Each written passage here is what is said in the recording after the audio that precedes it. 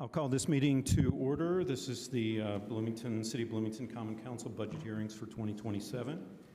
And it's our final evening. This is Wednesday, August 26th. And we have a number of departments and commissions. The Monroe County Capital Improvement Board, the Office of the City Clerk, Office of the Common Council, Office of the Mayor, Office of the Controller, Legal and Risk Management Department, Human Resources Department, and Information and Technology Services Department, ITS. And each one is allotted 10 minutes. So let's begin with the Monroe County Capital. Councilmember Rallo, would you like me to call the roll? We should call the roll, yes. Councilmember Flaherty. Here. Stossberg. Here. Piedmont Smith. Here. Zulik. Here. Asari. Present. Daly. Rallo. Here. Ruff. Here. And Rosenbarger. Here.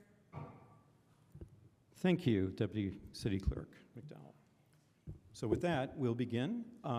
Would you, the controller, like to speak first? Or, okay, Mr. Allen, did you have something to say? All right, let's begin. The Monroe County Capital Improvement Board, Mr. Weichart. Yeah, good evening. Thanks for joining us. I'm here this evening with Jeff Underwood, our controller, Jim Silberstein, our treasurer, Doug Bruce, who's your appointee to the Capital Improvement Board, and Talisha Kopic is here with us this evening from the Convention Center. So my nervousness tonight is not the presentation, it's the ability to advance the slides. So, all right. An update on what's happened in 2026. The Convention Center expansion building envelope is completed. There were property transfers that occurred for properties south of the current Convention Center that came from both the Redevelopment Commission and the county. Requests for those transfers were made in January. In keeping with the interlocal agreement, we were told they could be transferred in April, and we agreed to the transfers. It was in June 5th that those transfers actually occurred, and the deeds were transferred, so those properties have been in our ownership since June 5th. Selected a major art installation project and contracted for design of limestone arts projects. Some of you voted on the public vote on the art installation. You know that we've selected the wisteria wrap around the bridge. We had $520,000, which was the 1% appropriation for art. $400,000 of that was designed or committed for the art installation. The remaining $100,000 is for the next phase of that art project, which will include local art for exhibit. We awarded alternates for the existing building, and I want to mention that among those alternates, in February 2025, we approved the final design of the Convention Center, and at that time, we set aside 6 project activities that were identified as alternates. We weren't sure that we could commit to the funding of those alternates. Those alternates were in the current Convention Center, and they included an IT upgrade, kitchen upgrade, a new HVAC system, a direct outdoor air system, new window replacements, all to improve the efficiency of the building, and some masonry work. We were able in September of 2025, looking at our contingency budget, to commit to the IT upgrade in the current building so the two buildings could, this is an English major saying, 2 buildings could talk to one another, because that's how I understand IT, and for the kitchen upgrade. But that left 4 other alternates that we were not able to fund in September. In April, we approached the Convention and Visitors Commission and asked them if they would commit to funding the remaining alternates for the current building at a tune of $1.6 million. And the Convention and Visitors Commission voted to do that, and in fact, that $1.6 million will come from the budget of the CVC, so we are able to fund all of the alternates, all 6 of the alternates for the current Convention Center, staying within our budget and with the assistance of the CVC completing those alternates. Accepted operating responsibilities for the Convention Center's day-to-day operations in July.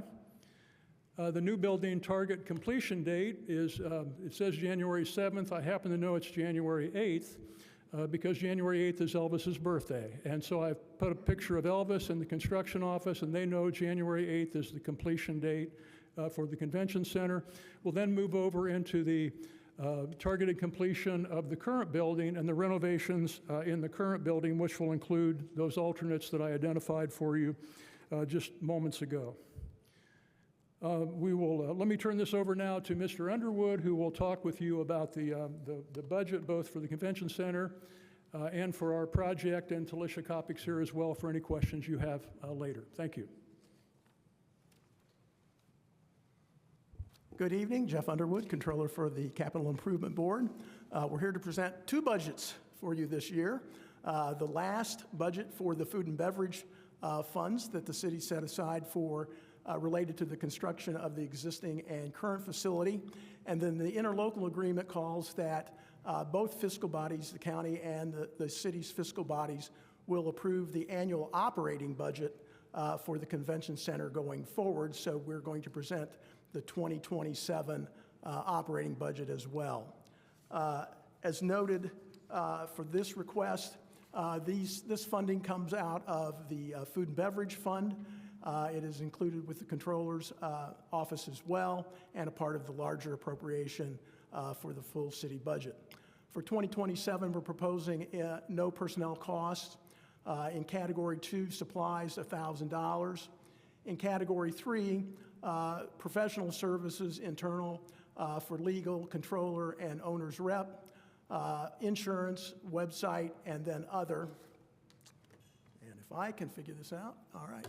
And in the other category, which is the majority of the expenses, you can see commissioning of $60,000, communications, AV, and IT for $400, security issues, $100,000, graphics and signage, $500,000, relocation services, $50,000, furniture, fixtures, and equipment of $400,000, and then a contingency of just over $2.6 million for a total of $4,419,000. And the total budget request then is $4,513,616, and this would be the last food and beverage budget that we would present to the City Council. With that, I'll move on to the operations budget, and it looks a little different because we will be collecting revenues for the rental space in the convention center estimated to be around $316,000. Then service revenues, and this is catering and IT and IV services of $1,574,000, and then to close the gap between expenditures and expected revenues, innkeeper's revenue of $1.397 million for total estimated revenues of $3,288,000. On the expense side, you can see cost of sales of $1,361,000, and that consists mainly of additional services for catering and AV and IT, and those are billed directly to the clients. Comprehensive insurance program that covers both the operations and properties of the convention center of $200,000. Utilities, $377,000. Building maintenance, $340,000. Office of $58,000. Membership and service enhancements of $29,000. And professional services contracts, $922,000. In this budget, there is no city subsidy, so there is no direct city revenues provided to the convention center. The only additional revenues that come through are through the county and innkeeper's tax. That money is appropriated to the Convention and Visitors Commission, and then we have an agreement with them to both provide sales support and the funding gap. With that, I will stop talking, and we're happy to answer any questions you might have. Thank you, Mr. Underwood. We'll go to council questions now for the Monroe County Capital Improvement Board. Councilmember Piedmont Smith. Yes, the professional service contracts in your operating budget, what would that include? That will be our contract with the Convention Center Management Company that provides the personnel and operates the day-to-day operations.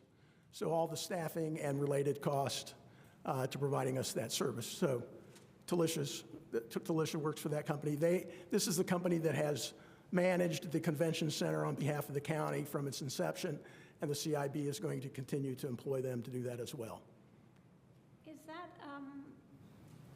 separate from Visit Bloomington and DBI? Yes. So what's it called?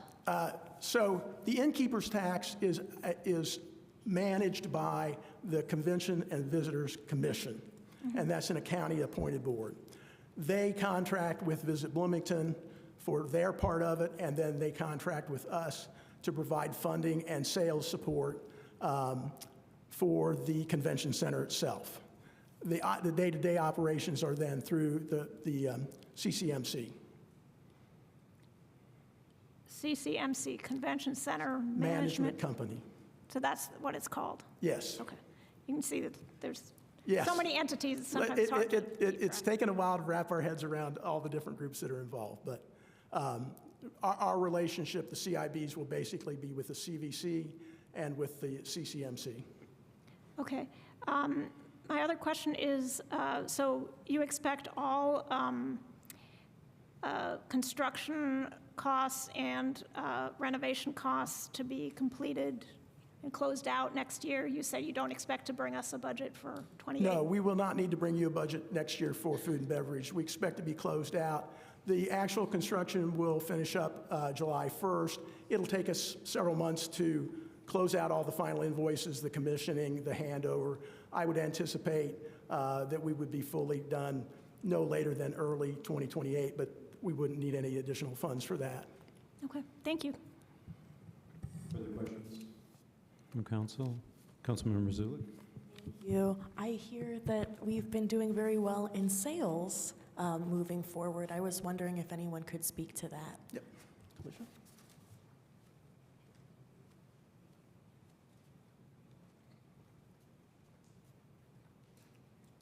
Hi, Talisha Kopic, Convention Center Management Company. And yeah, sales have been going great in communication with the different meeting planners. We have 70 proposals out, 29 signed, events going through 2032. We're super excited about that. Like some examples, the Asphalt Paving Association, 600 people for 3 days, and that's next year. The Indiana Dental Association, we have 700 people, and that's going to be for 3 days. They were very excited. Indiana Parks and Recreation, Indiana Community Corrections. So I like sharing those names just because they're such different entities. They all have a connection with IU in some way. You know, they want to come back to Bloomington to visit. So we've been providing tours to meeting planners and organizations that work with meeting planners. October 12th and 13th, we have 2 days of tours to show them the space. So we've had connections with these folks for years, and it's finally time that we can, start offering them something. The building's working out really well for groups of 500, that they can have their general session, move into exhibit space for sales, then move into breakout rooms. A great group we just talked with, a local person, is the band director for IU's School of Music, and he wants to bring 300 band directors from other colleges here. And as they start, talking, they've got these three main presentations they need to do, but then they bring bands along and the students, and then they need to have space, and then they'll have different, performances at the end from the different students. And so they'll be going back and forth between the convention center during the day and the IU School of Music in the afternoons, and then coming back downtown for different breakouts. So we're super excited about that. The Downtown Visitor Center opening at the 4th Street parking garage is going to be a nice way to, connect them with the community as well and tell that story. That's supposed to open in December. So I am pleasantly surprised that these planners are as excited as they are, and they like the space. And our local groups also, the Food Bank Soup Bowl, for example, they've been at capacity for years, and tickets sell out in like 2 days. And so they are so excited to go into that larger space, and that'll be in February. So it's good. I'm really excited, and Thank you for all your support through all these different conversations for 20 years of how do we make this happen. So that, we're working with the different hotels, over the next 2 to 3 years. So we're doing different packages and incentives so that, because we don't have that host hotel yet, and that'll even go to a next level whenever we do have that. I'm excited about it, so I'm. Thank you, Ms. Kopic. Thank you so much. Congratulations. Okay, thanks for the question. Yeah. Other questions from council? Okay. I have got one. Mr. Underwood, perhaps I should ask it of you, because you mentioned that there is a contingency under the other services column. You've got a contingency of $2.6 some million. What happens to that if it's unspent? It would revert back to the city. It's coming back to Yes. us? Okay. Okay, great. And just one last thing that Mr. Weichert mentioned is that I was pleased to hear, because we're all concerned about the volatility in markets and costs and things like that, but you've basically, you've got already contracts with the various professional services contractors and so forth, that you're not subject to any price volatility going forward. No, we have everyone under contract for both the base construction and the alternates. Okay, great. Good to hear.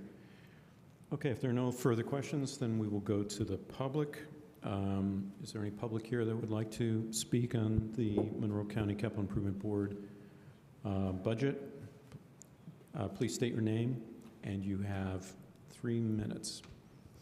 Hi, my name is Raisa Dibble, and I just wanted to say I think that giving $4.5 million of public funds to an organization that's going to destroy affordable housing and replace it with for-profit activities is not for the public good.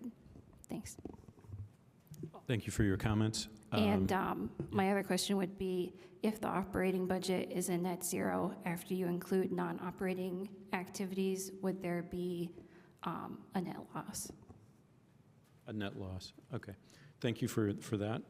Let's go online to see if is there anyone online that would like to speak. Use the raised hand function. Mr. Allen will attend to you. Anyone? Yes? Two people? Okay. Please state your name, and you have 3 minutes. I guess I'm up. This is Paul Rousseau. In the recently published Bloomington 2026 Community Survey, the greatest concern of the respondents was the shortage of affordable housing. The City Council also has made the issue a top priority. Your concern was evident during the debate over permanent affordability for the Hopewell South development. But 7 days ago, the Monroe County Capital Improvement Board stated its intent to tear down about 30 units of old apartments that have become relatively affordable, what many would call naturally occurring affordable housing. According to its own bylaws, the specific purpose of the Capital Improvement Board is, and I quote, to select the site for the expansion of the convention center, expansion components, contract with operation and management organizations, oversee the process for hotelier partner selection, name the expanded center, hire and retain support staff, and determine the need for additional amenities, including a parking garage, end quote. Note that the purpose of the Capital Improvement Board is not to make decisions regarding housing. Nonetheless, the board is preparing to destroy the apartments at Seminary Point, even though the hotelier, Dora Hospitality, does not need and will not be purchasing that part of the land that was purchased by the Capital Improvement Board. The board intends to divide the land into a hotel on the north side of the 6.5 acres and land for resale on the south side. There is no evidence that the land to be sold off, the part on which the apartments currently exist, would be directly related to the convention center. If the Capital Improvement Board has become a rogue agency that exceeds its mandate in a manner in direct opposition to affordable housing, then I question why the City Council would want to continue funding it. Thank you. Thank you, Mr. Rousseau. We'll come back to Chambers. If you would like to speak, please state your name first. Thank you. Hello, my name is Barry Herbers. Am I good? The CIB is a fundamentally corrupt and anti-democratic body. This year, the CIB was given 29 units of super affordable housing and several affordable commercial spaces in downtown Bloomington, essentially for free. They have since thrown out every single person living or working in them. I am, of course, talking about the tragedy of Seminary Point. Here are some CIB highlights from 2026.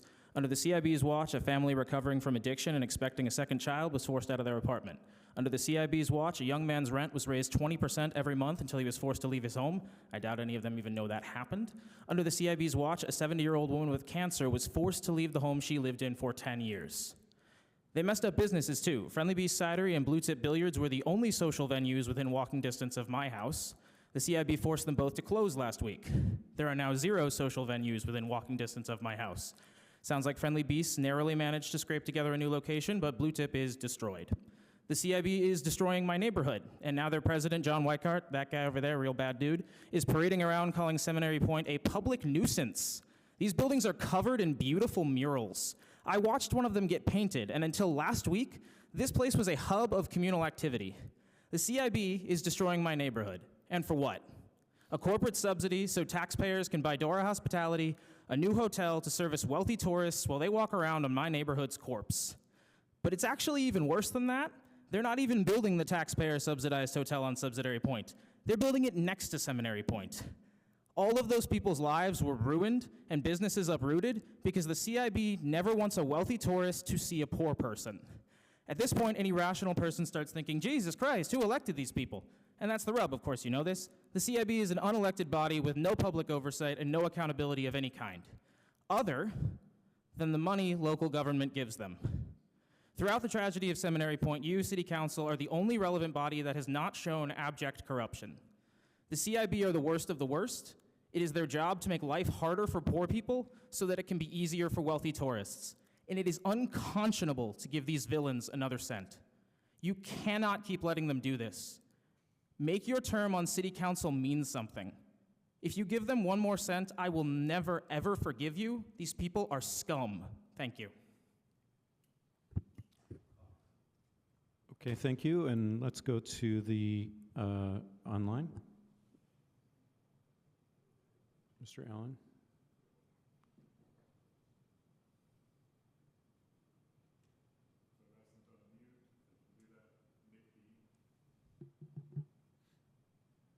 Hello, Hello. can you hear me? Yes, we can hear you. Please state your name, and you have 3 minutes. Excellent. My name is Seaforth Breeze. I wish to mirror many of the comments other folks have made, concerns over the CIB and how it has handled itself on the matter of Seminary Point. I believe that it has acted in ways which are counter to the public interest. And I mean, really, some of the comments before have covered much of what I want to talk about. One of the points that came up during this public comment, or sorry, during the commissioner questions, though, was about the $2 million. I was curious if there would be a way to earmark that going forward for affordable housing to provide some sort of like stopgap measure to just prevent those funds from disappearing when they are so closely tied to the CIB, to the entire saga with Seminary Point.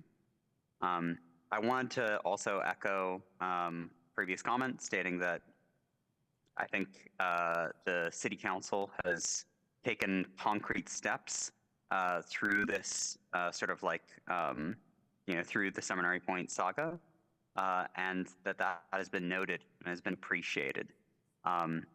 Many other sort of like individuals who are tied to this have made, sort of statements alluding to the fact that they support affordable housing, that they think that, like there should be a land swap when that was still viable, things of that nature. And those steps that y'all have taken have been noted, and it's appreciated. Thank you for your time. Thank you for your comment. Anyone else in chambers would like to please state your name, and you have 3 minutes. Awesome. My name is Matthew Joseph. I just wanted to use this opportunity to want to obviously talk about the budget a little bit with the Capital Improvement Board, but also just like name what's going on here. This is very clearly a classic story of gentrification. I mean, we're talking about a decade and a half of deferred maintenance from the county level. I know people that live at Seminary Point that was requesting maintenance for a very long time. It wasn't getting that. In fact, the roof that they love to reference is falling down was requested to be fixed years ago, was not fixed. And then that land is now owned by the Capital Improvement Board and has now been, no longer is the reason for destroying Seminary Point is for a host hotel. Literally the only case that John Weikart and the Capital Improvement Board is making for why they're destroying it is because they think that the buildings are too far gone. Do you see the pattern that we've gotten stuck in, right? We don't listen to the tenants asking for their needs, and then we justify the destruction of where they live for the sake of something like a convention center. But in this case, it's not even, it's really just to keep the land empty. And I'm sure, because the Capital Improvement Board has only one interest, and that is to build the convention center. So it's in their legal bounds to sell it to the highest bidder, which is likely going to be student housing, and then use that money to build more of the convention center. And that like doesn't help any of the locals or encourage any of the locals for us to care more about Bloomington, for us to stay, for us to care about the culture that we live in here. And it's like, you see, like, I just want us to know that this is the story that's happening. And like the Capital Improvement Board is telling yet another story of gentrification. This is not Harlem, New York. That's like what we think about when we think of gentrification. This is like literally a perfect example of it. And like you guys are perpetuating that system continuing. And I'm just disappointed in y'all. Because I think that you guys know how politics works. Excuse me, Yes? please address the chair when you speak. Okay, forgive me. Thank you. Yeah. And I think just like, and then, so just when it comes to the budget, I think is there room here is a question, right? Like, is there a world where you take the money out of the budget that they use to demolish affordable housing? I wish I knew all the nits and grits of like what exactly it could look like, but like what is the leverage that we can do so that this doesn't happen again? And then also like just keeping this story, if Seminary Point does get destroyed, like I don't want this to happen in vain. I don't want this to happen again for our community because we want to keep Bloomington, have that charm. We don't want to just keep kicking our own people out. Thank you. Thank you for your comment. Is there anyone else in chambers like to speak? Anyone else online? Mr. Allen? Okay, we'll come back to council for final comment on the Monroe County Capital Improvement Board budget. Anyone interested in Councilmember Piedmont Smith?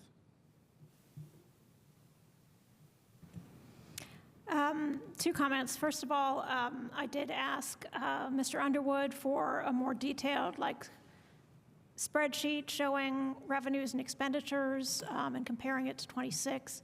So that should be issued as an addendum probably next week. And then on the other hand, I appreciate the members of the public who have been actively trying to save the super affordable housing at Seminary Point.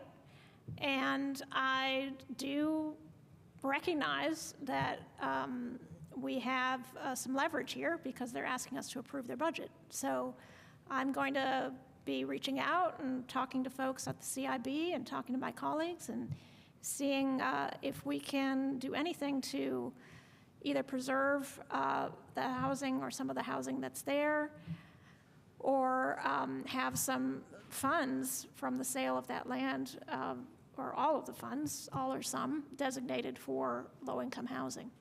So I will continue to pursue that. Thank you.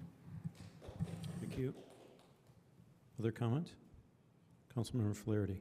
Sure, just briefly. Also appreciate the comments from the members of the public.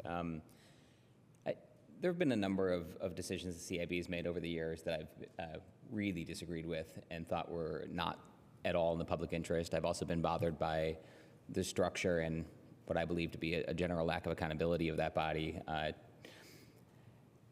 So yeah, that's not new. I think the case of this housing at Seminary Point is just such a shame that this is what it's come to. I think the last speaker, Matthew Joseph, maybe was his name, really outlined a part of the story here, which is that it wasn't cared for appropriately by local government for many, many years, ostensibly because it was going to be used for, a convention center site.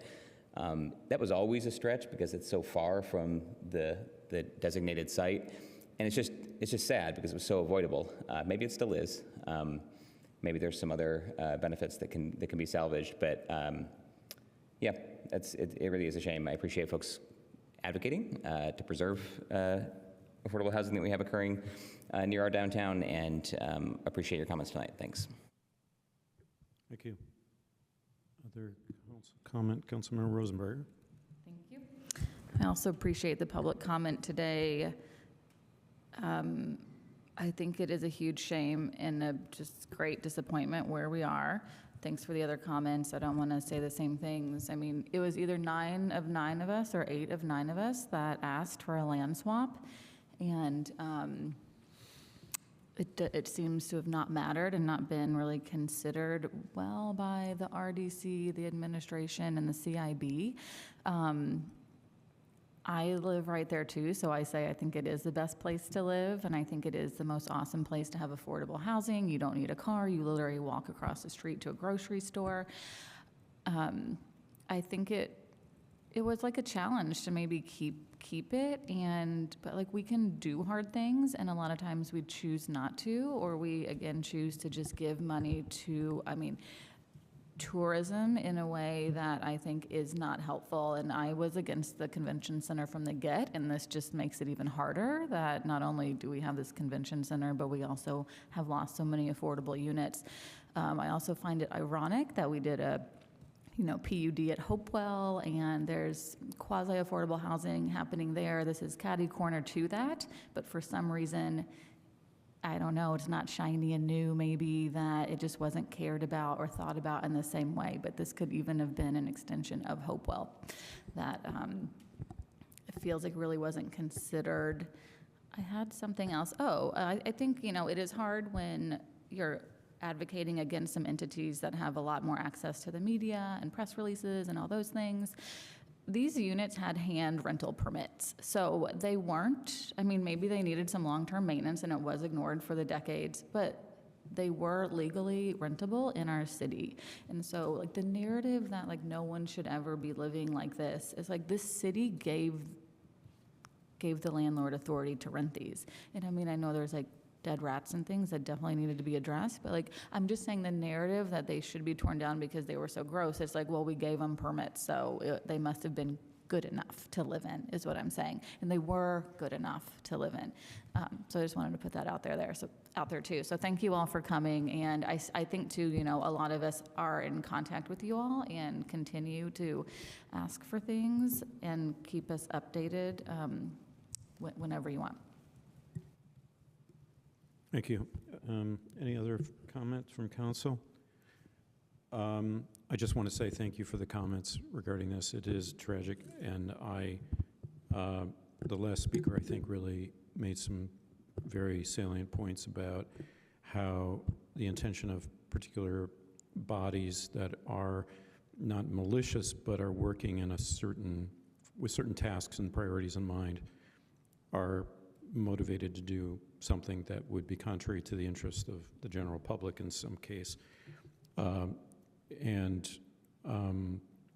think that it is ironic that affordable housing exists here while we're trying to build it literally a block or so away.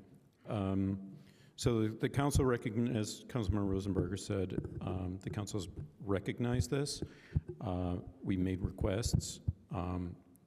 They didn't materialize, but I'm looking forward to speaking with my colleagues some more about what we can possibly do and what our priorities are, because clearly there are a lot of expenses that we're going to be looking forward to in the future, not looking forward to in the sense of happily anticipating, but there are expenses that we will need to make, and we have affordable housing as our highest priority, we say. So it is something that we need to obviously recognize and work toward in any way we can. So appreciate your comments. Thank you to the members of the CIB for your presentation. And so now let's go to the office of the city clerk. Clerk Bolden. Welcome. Thank you. Okay, true confession, I'm not great with this.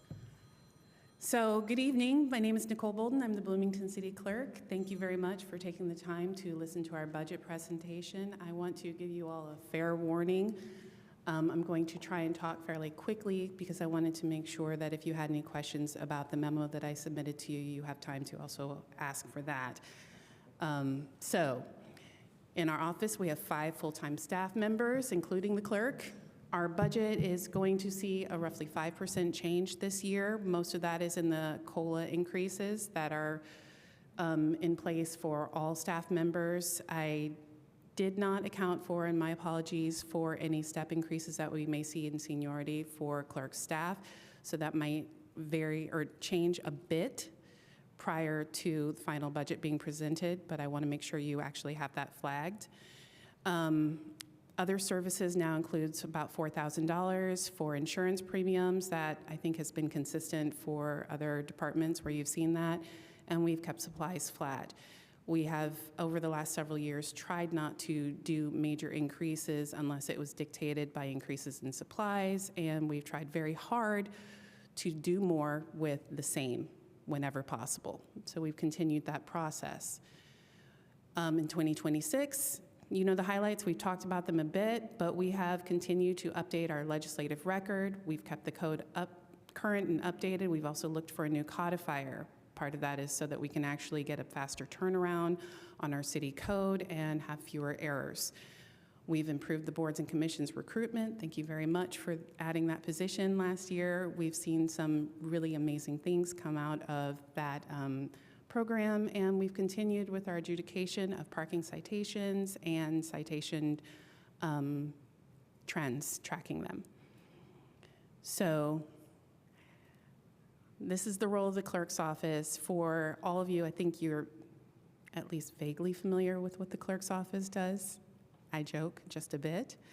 And when we talk about being the cornerstone of transparent, accountable, and accessible local government, I do want to emphasize that that is not always just literally being in the physical space, but we are talking about making sure that the records are available and apparent to the public, making sure that we're responsive, and making sure that when people have questions about what the council did and when they did it, whether it was last week or 100 years ago, we can actually get it to them. So these are our priorities and goals. We're going to continue the work for boards and commissions, archives, and records retention. We have a 5-year plan for evaluating council records and preserving them. And then our financing and compliance is continuing to analyze and audit our citation appeal data. Key programs, still more of the same. We're not adopting any new programs. We've got all of our existing resources, and we're going to continue in that space. And this is our budget at a glance. It's largely flat, and it's largely non-discretionary. So, numbers. And our conclusion. To the questions that I received from council members prior to today. The reason you didn't get it until a few hours ago is I had some personal matters to attend to, and while the raw data was available in our office, we collect a lot of data for almost everything that we do. I did need some time to actually give you some context for that data. I didn't want to just send a bunch of numbers and have you look at it and say, great, that doesn't help us. So if you have time to look through the memo that we sent, it gives you a broad overview of the office and all of the positions. It also gives you a breakdown of each individual position in the office, including our internship program. For a question from one of the council members asked about the office being locked, we have tried to be in alignment with the administration, city departments in this building. There are over 10 departments, maybe 12 roughly. Most of them are actually locked throughout the day and have been for over 4 years now, if I'm correct, including when the council office was co-located with the clerk's office. The signage has not changed. The door has not changed in terms of it being locked. So part of that is being in alignment with the rest of the city. Part of it is for safety reasons, and part of it is to actually make sure that when we have upset or agitated folks who come in, which we do have from time to time, there's always somebody available to actually be a witness or intervene if necessary, which is not always possible in a small office with a very limited staff. I think I just ripped through my entire presentation faster than I planned. So I am here for questions and more information. And I also am very lucky and grateful to have my Chief Deputy McDowell with me, Deputy Clerk Colleen Williamson, and Deputy Clerk Jennifer Crossley. Thank you, Clerk Weldon. Are there questions for the clerk from council? Council President Asari. Thank you, Clerk Bolden. Could you tell me the last time that you in the clerk's office did a wedding? The last time I did a wedding was a few months ago, and we actually have been discussing when we're going to get the office opened back up again on a regular basis for performing weddings. Right now, we have a lot of council records that are spread over the space, so I don't think most people would be thrilled to actually get married surrounded by boxes of aging records. So when we get that under control and actually have an appropriate view on the scope of work, we can actually remove it from the space and start actually using it for performing weddings again. Thank you. And asking to lead to my next question, which is if you were to think about currently the load of the clerk's office, the excellent clerk's office who does wonderful work. Thank you for all the work that you do. When you think about their workload on a scale of 1 to 10, where would you say their sort of utilization rate is right now? Right now, I think we're running at about 9.5 in terms of utilization. We are now, at this moment, just in the last couple of months, fully staffed and not working on additional projects, training, supporting other staff or offices that are understaffed or no staff. So right now, we're actually fully able to work on all the work in the office without some of the shortfalls that we've had in years past. And what would happen if we were to underfund the clerk's office by one position, for example? What would the impact be on on residents in Bloomington? What you would see would be a loss of council records. So in years past, the office has historically been understaffed and or underfunded or underutilized. So what we saw was, when I came into office, were over 25% of the council meetings that didn't have minutes or memos. Sure. You would also see the records retention, which right now there are council records that are, not to be too graphic, but are covered in mold and Sure. feces in some of our storage units. Those are just some of the things that actually need to be handled. And it's not a one and done thing where you can clean it up and say we're good. Sure. I'm still going, I'm sorry.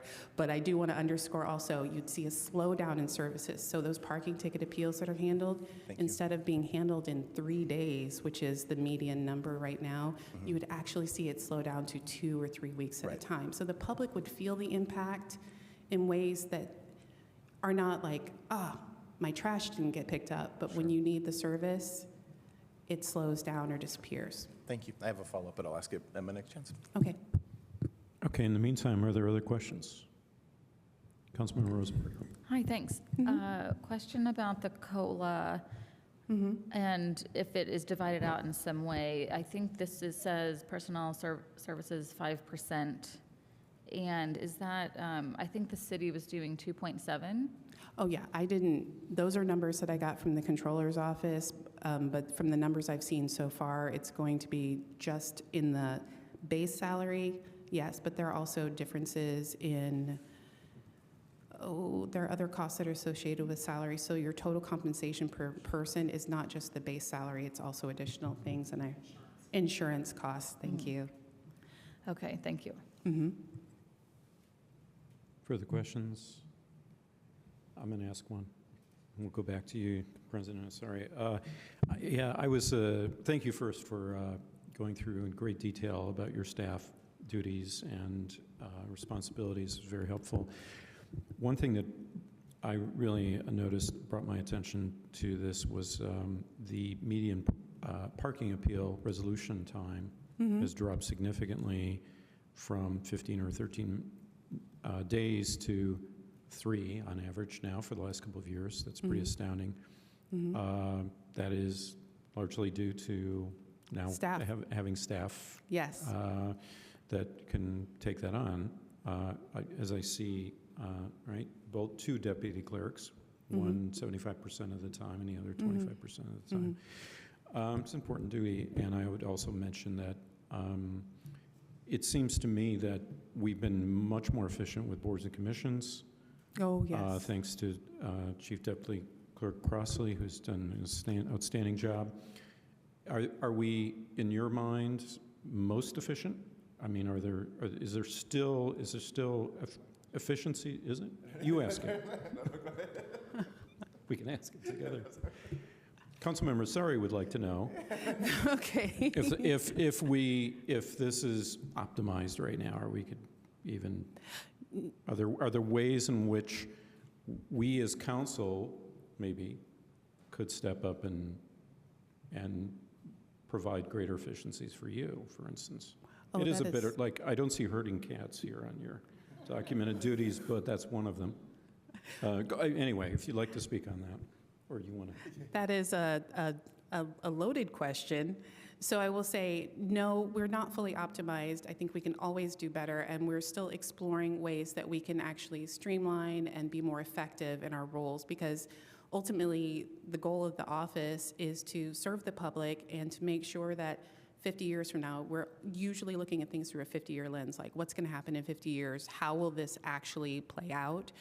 So the goal is to make sure that we're getting better throughout time and that it's replicable and that it's repeatable. So a lot of it is we can do so much better, but I don't know how much further that will be. So to that. And then as far as the council being more helpful in making the job easier to do, it will be always the things that I always ask of you all, which is, respond to emails, answer phone calls, bring cookies, the usual. Yeah. It seems like one measure would be boards and commissions sometimes, because they were lacking a complete commission, didn't reach quorum. And now, it's just my assumption, I don't know, but they seem to be, just anecdotally, they seem to be able to reach quorum, or I haven't heard many problems. Now, we're not in control of attendance, but we are in control over appointments. There are ongoing issues with attendance and membership, but if you have deeper questions about that, I'm sure Jennifer would be happy to answer them. Great, thank you. Would you like to? Councilmember Stassberg. I just want to officially yield my 3 minutes of question time to Councilmember Sari if he wants to. Thank you so much. My follow-up question was just about, so then thinking, sort of following up on what Councilman Morallo just asked, when you look at the rest of the city, and particularly council, but any other operations within the city, do you see duplication with things that the clerk should be doing, could be doing, and is doing?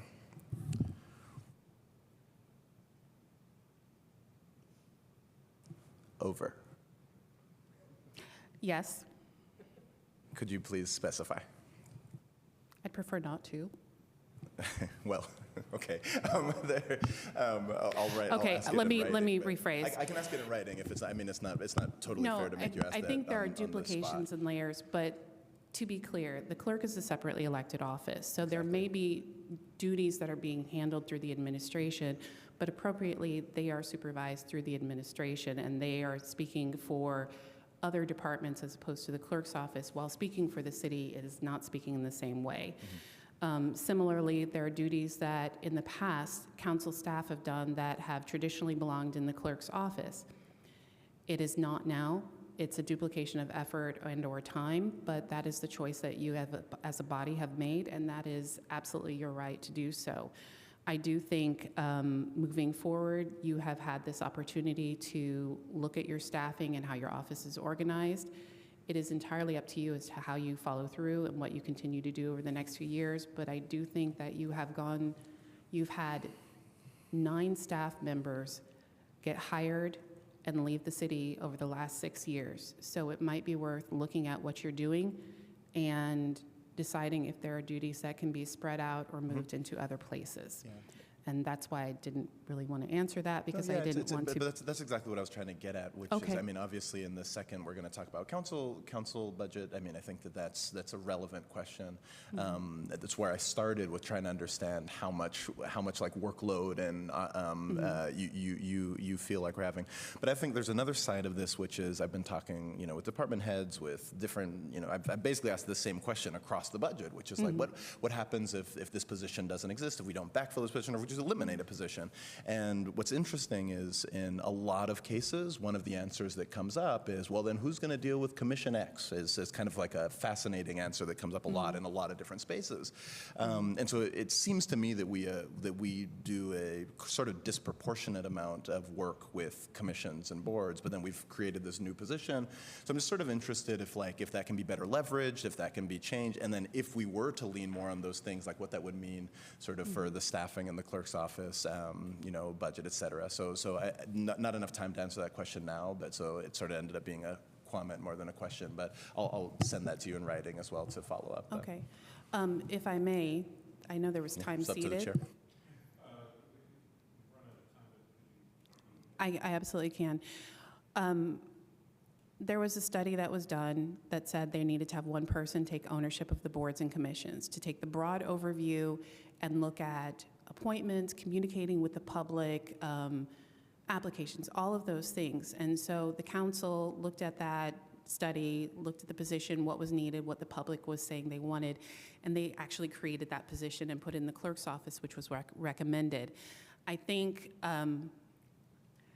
I personally did not grasp the breadth and depth of the issues related to boards and commissions, despite having been next door to it or part of it for years. And now watching and listening to what ownership really looks like in terms of developing training for staff members, for the commissioners themselves, working with legal department, the mayor's office, communications, everything that's involved in boards and commissions, it is an enormous job. And I appreciate the fact that the person who's doing the work actually has a background in communications and marketing. The person who's actually doing it is already deeply, deeply nerdy and involved in municipal government at a level that most people are not. So yes, there are other people who are doing it, but this is her whole position. So for other departments, when they have staff liaisons or people who are doing it, that is not their only purpose. It is a portion of their larger job. Whereas for this department, that is the job. Does that help? Good. Thank you very much. If there are no further questions, we'll go to the public. On the Office of the City Clerk budget, if there's anyone in council chambers, anyone online? Mr. Allen? Okay, we're back to council for any other questions or final comment? Okay, not seeing any. I'd just like to say thank you and your staff for your service to the public and your invaluable help to the council. We really appreciate it. Okay, let's go now to, that was a good segue, that discussion for the Office of the Common Council. Council Attorney Allen.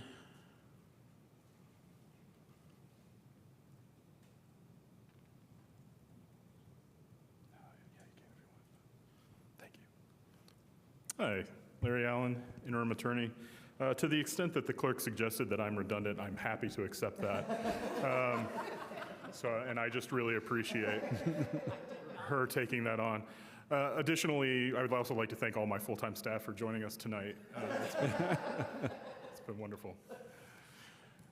In all seriousness, the council's office, as you all are well aware, but maybe the public isn't as aware, has a fairly broad sense of duty. And I do want to take a minute to, at the start of this, just to shout out some of the excellent customer service that's been done over the years by council staff. I think that the primary visibility that council staff has is informing and making this accessible for the public.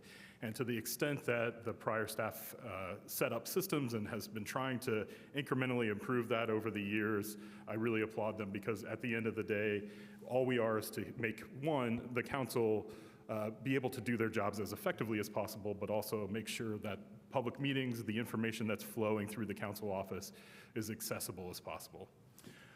Just a little bit about the office generally. It's budgeted for 3 full-time staff, 2 attorneys, 1 legal assistant/researcher. The attorneys are also your chief administrators. The changes in the budget for those 3 positions, which currently are vacant. I am interim. I'm serving on a contract role basis at this point, so a lot of hiring to be done.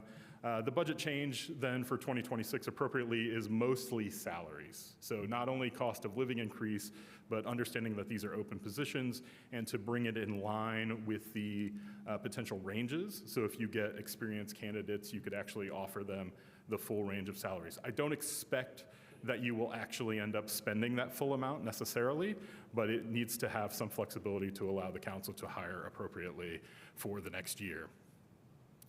As I mentioned, the key budget needs for 2027, hiring and retaining personnel, continuing to enhance public accessibility and dialogue, which I'll talk about just a little bit, and then continuing the great work you all already do with community grants that improve quality of life, and also getting that message out, and exactly what those do, I think, would be a great enhancement to the council office.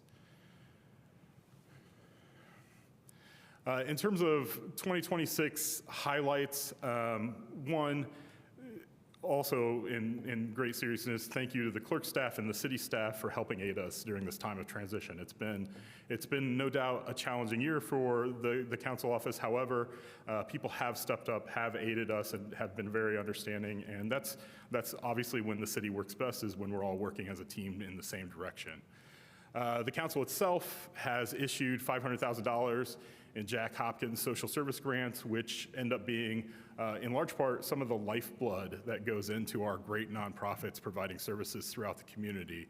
Additionally, although these were allocated last year, the $500,000 for the Pedestrian Safety Committee on improving access, alternative transportation methods, and safety in that regard, also a great community service.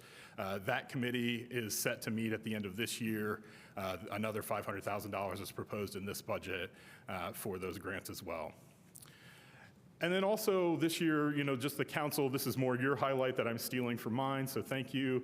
The utilizing of deliberation sessions to foster not just understanding, but information sharing between the entire city, so with council. And I think we could go further in that regard, and particularly with future business, but it's something that has been, it's good to see that come back and see the council working together in that dialogue. And to that end, enhancing the public access and dialogue is important to continue for 2027. So one of the things, obviously, there's the public documents accessibility piece, which has been widely publicized and understood, trying to make those documents conform with current ADA law and to bring them up. Although that's been delayed by a year, it's still an important thing, and the clerk's office has made great strides in helping with that and making that a much easier transition. And so to the extent that council staff can further that with your packets and information, I think that that's a great thing to do. I think also rethinking and taking time to be really strategic about how meetings operate and whether people are getting the most out of them. Are we bringing everybody to the table? Are we making it as easy as possible for people to be here, to comment, to participate in the process? And the wonderful thing about having kind of I don't want to say reset, but a new opportunity in the office is to take a very deliberative look at those issues. And I think continuing to enhance the opportunities for dialogue and collaboration. So those could look like, on top of the current deliberation sessions that are happening, certain consensus building activities, having public meetings, having public information sessions, and utilizing even the space that council has now. So council's office has obviously moved out of the clerk's office. It's in Showers West on the other side of the building. It does have the capability to host certain public meetings, potentially have the public there, have times that they can engage with certain members of council as long as you're not violating open door law.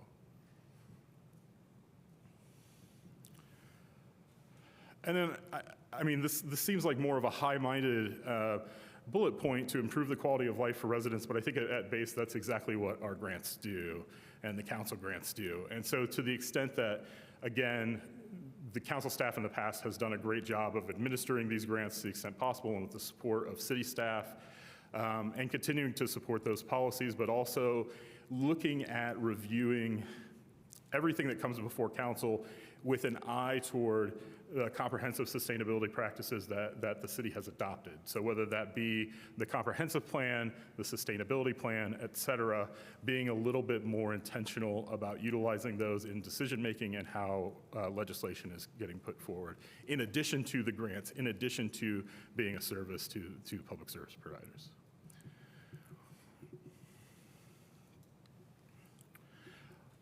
And I think, again, taking this time, basically, I'm just going to summarize these 3 bullet points in the following, which is taking this time to make sure that this office is working exactly how you want it to be and making sure it's working appropriately for the public. There are plenty of strategies that we could do. I think one of the things is just making, this is my own thing, so please just understand this, making the language itself accessible to the public, what we're talking about, whether we're talking about a TIF bond, whether we're talking about traditional appropriation ordinances or anything like that, trying to make that language and the presentation as accessible as possible to the public so that they understand exactly what's happening, who's on the hook, how much it's going to cost them, things like that. That's kind of what we're talking about here. And then I think also, honestly, just celebrating what council does as individuals, but also collectively. And so having a better external communication strategy to work with the administration or individually to promote those things, and then also internal communication, so making sure the flow of information between the council and the administrative staff are working very well, so everybody in city staff understands what's going on. Happy to take questions, of course. Are there questions for us? Other questions for Mr. Allen? No questions. Okay. Councilmember Strasburg, thank you I'll go for ahead and stepping up. ask a question. Was the memo and these goals, was that mostly written by you, or was that in collaboration with a subset of council members, or? Yeah, it was taking a lot, it was mostly by me. It was taking the priorities from previous years and kind of enhancing them in terms of what the goals were. So that was where the memo came from. Okay, I don't necessarily object to any of them. I was just curious. Thanks. Other questions? Okay, see none, then we'll go to the public. Mr. Allen, do you want to see if anyone's online to ask you a question or to make a comment? At this time. Anyone in chambers? No one in public? Anyone in public? Okay. So we're back to council for comment on our budget of the Common Council. No comments? Yes, Councilmember Zulik, and then Strasburg. Thank you. I just want to say I am very, very grateful to have had the opportunity to work with Attorney Allen and learn from him. And I don't know how many times I'm going to get the opportunity to say that, but I am definitely going to say this on this budget he presented. So thank you. Councilmember Strasburg. Hi,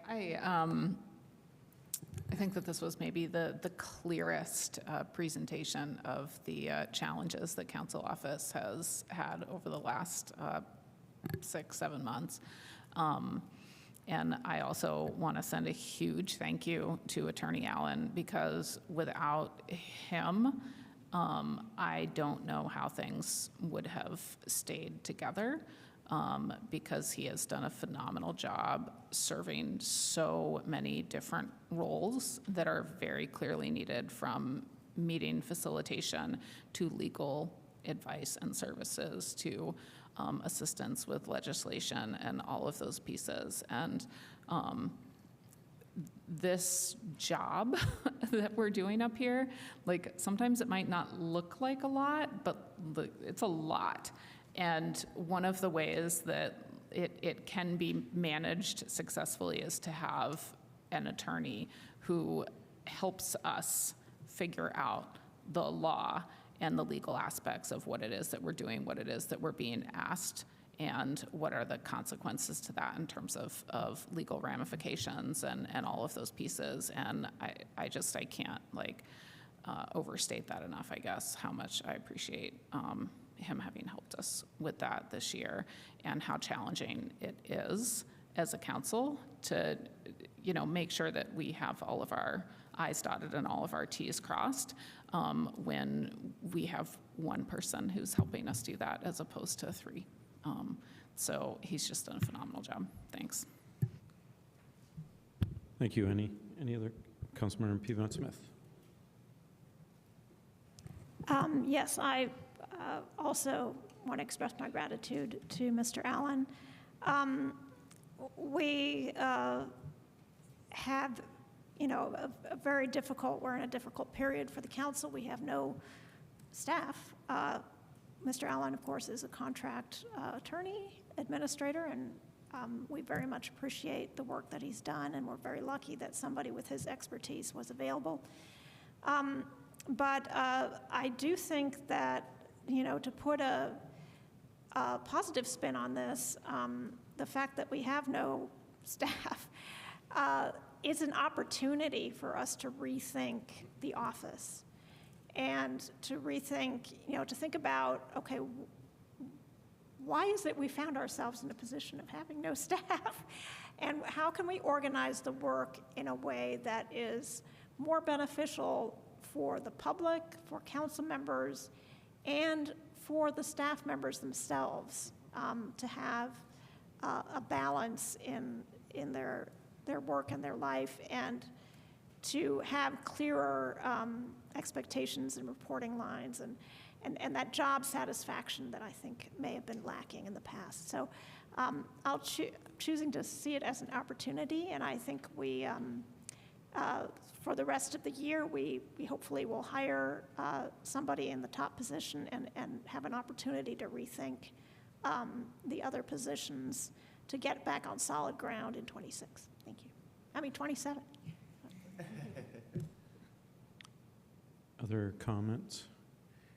I would also like to, I guess, third or fourth, our gratitude to Mr. Allen for your work, and I'd also like to extend thanks to our Council President Asari for your work without, any staff for a while, but without full staff for your tenure as President of the Council. And I did want to make, I think, a rather modest request, since Mayor Thompson is here, regarding council budget, and that is, and my colleagues as well, that I was very grateful that Mayor Thompson increased the Jack Hopkins budget to $500,000. And I know we have a lot of priorities in the city, and we have a lot of difficulty in terms of our challenges related to revenues and so forth. But I think that it would be prudent to at least keep parity or keep up with inflation every year with the Jack Hopkins budget, because I think that it tends to fall behind after a few years, and that's consequential. Even increasing 3%, $15,000 would be equivalent to funding one organization, generally. If inflation is 5% next year, that's $25,000. That's a significant amount of money for one needy organization. And having served on the committee, it's challenging. So if we could at least keep pace, although the needs are greater than $500,000, certainly under the circumstances, at least if we could keep pace, I think that would be a good effort. So with that, let's go now to the Office of the Mayor. And Deputy Mayor Gretchen Knapp, welcome. Happy budget, as council member Zulik likes The party to say. continues. Gretchen Knapp, Deputy Mayor. Very happy to be presenting the budget for 2027, the proposal for the Office of the Mayor. A little bit about us. Here we are, some of us, along with our most popular staffer, probably the most popular staffer in all of City Hall, Deputy Dog. We currently have 8 full-time staff. There is 1 open position, which is 9 positions total. Probably could have worded that a little better. And just for a comparison, when we took office, I looked at the 2023 Office of the Mayor office structure. They also had 9 positions, but it was structured a little differently. There was 1 part-time position, and one of the positions there was an additional cabinet level position, which we eliminated. So we had a lot of questions about our staffing levels in advance, and I'll talk more about that later.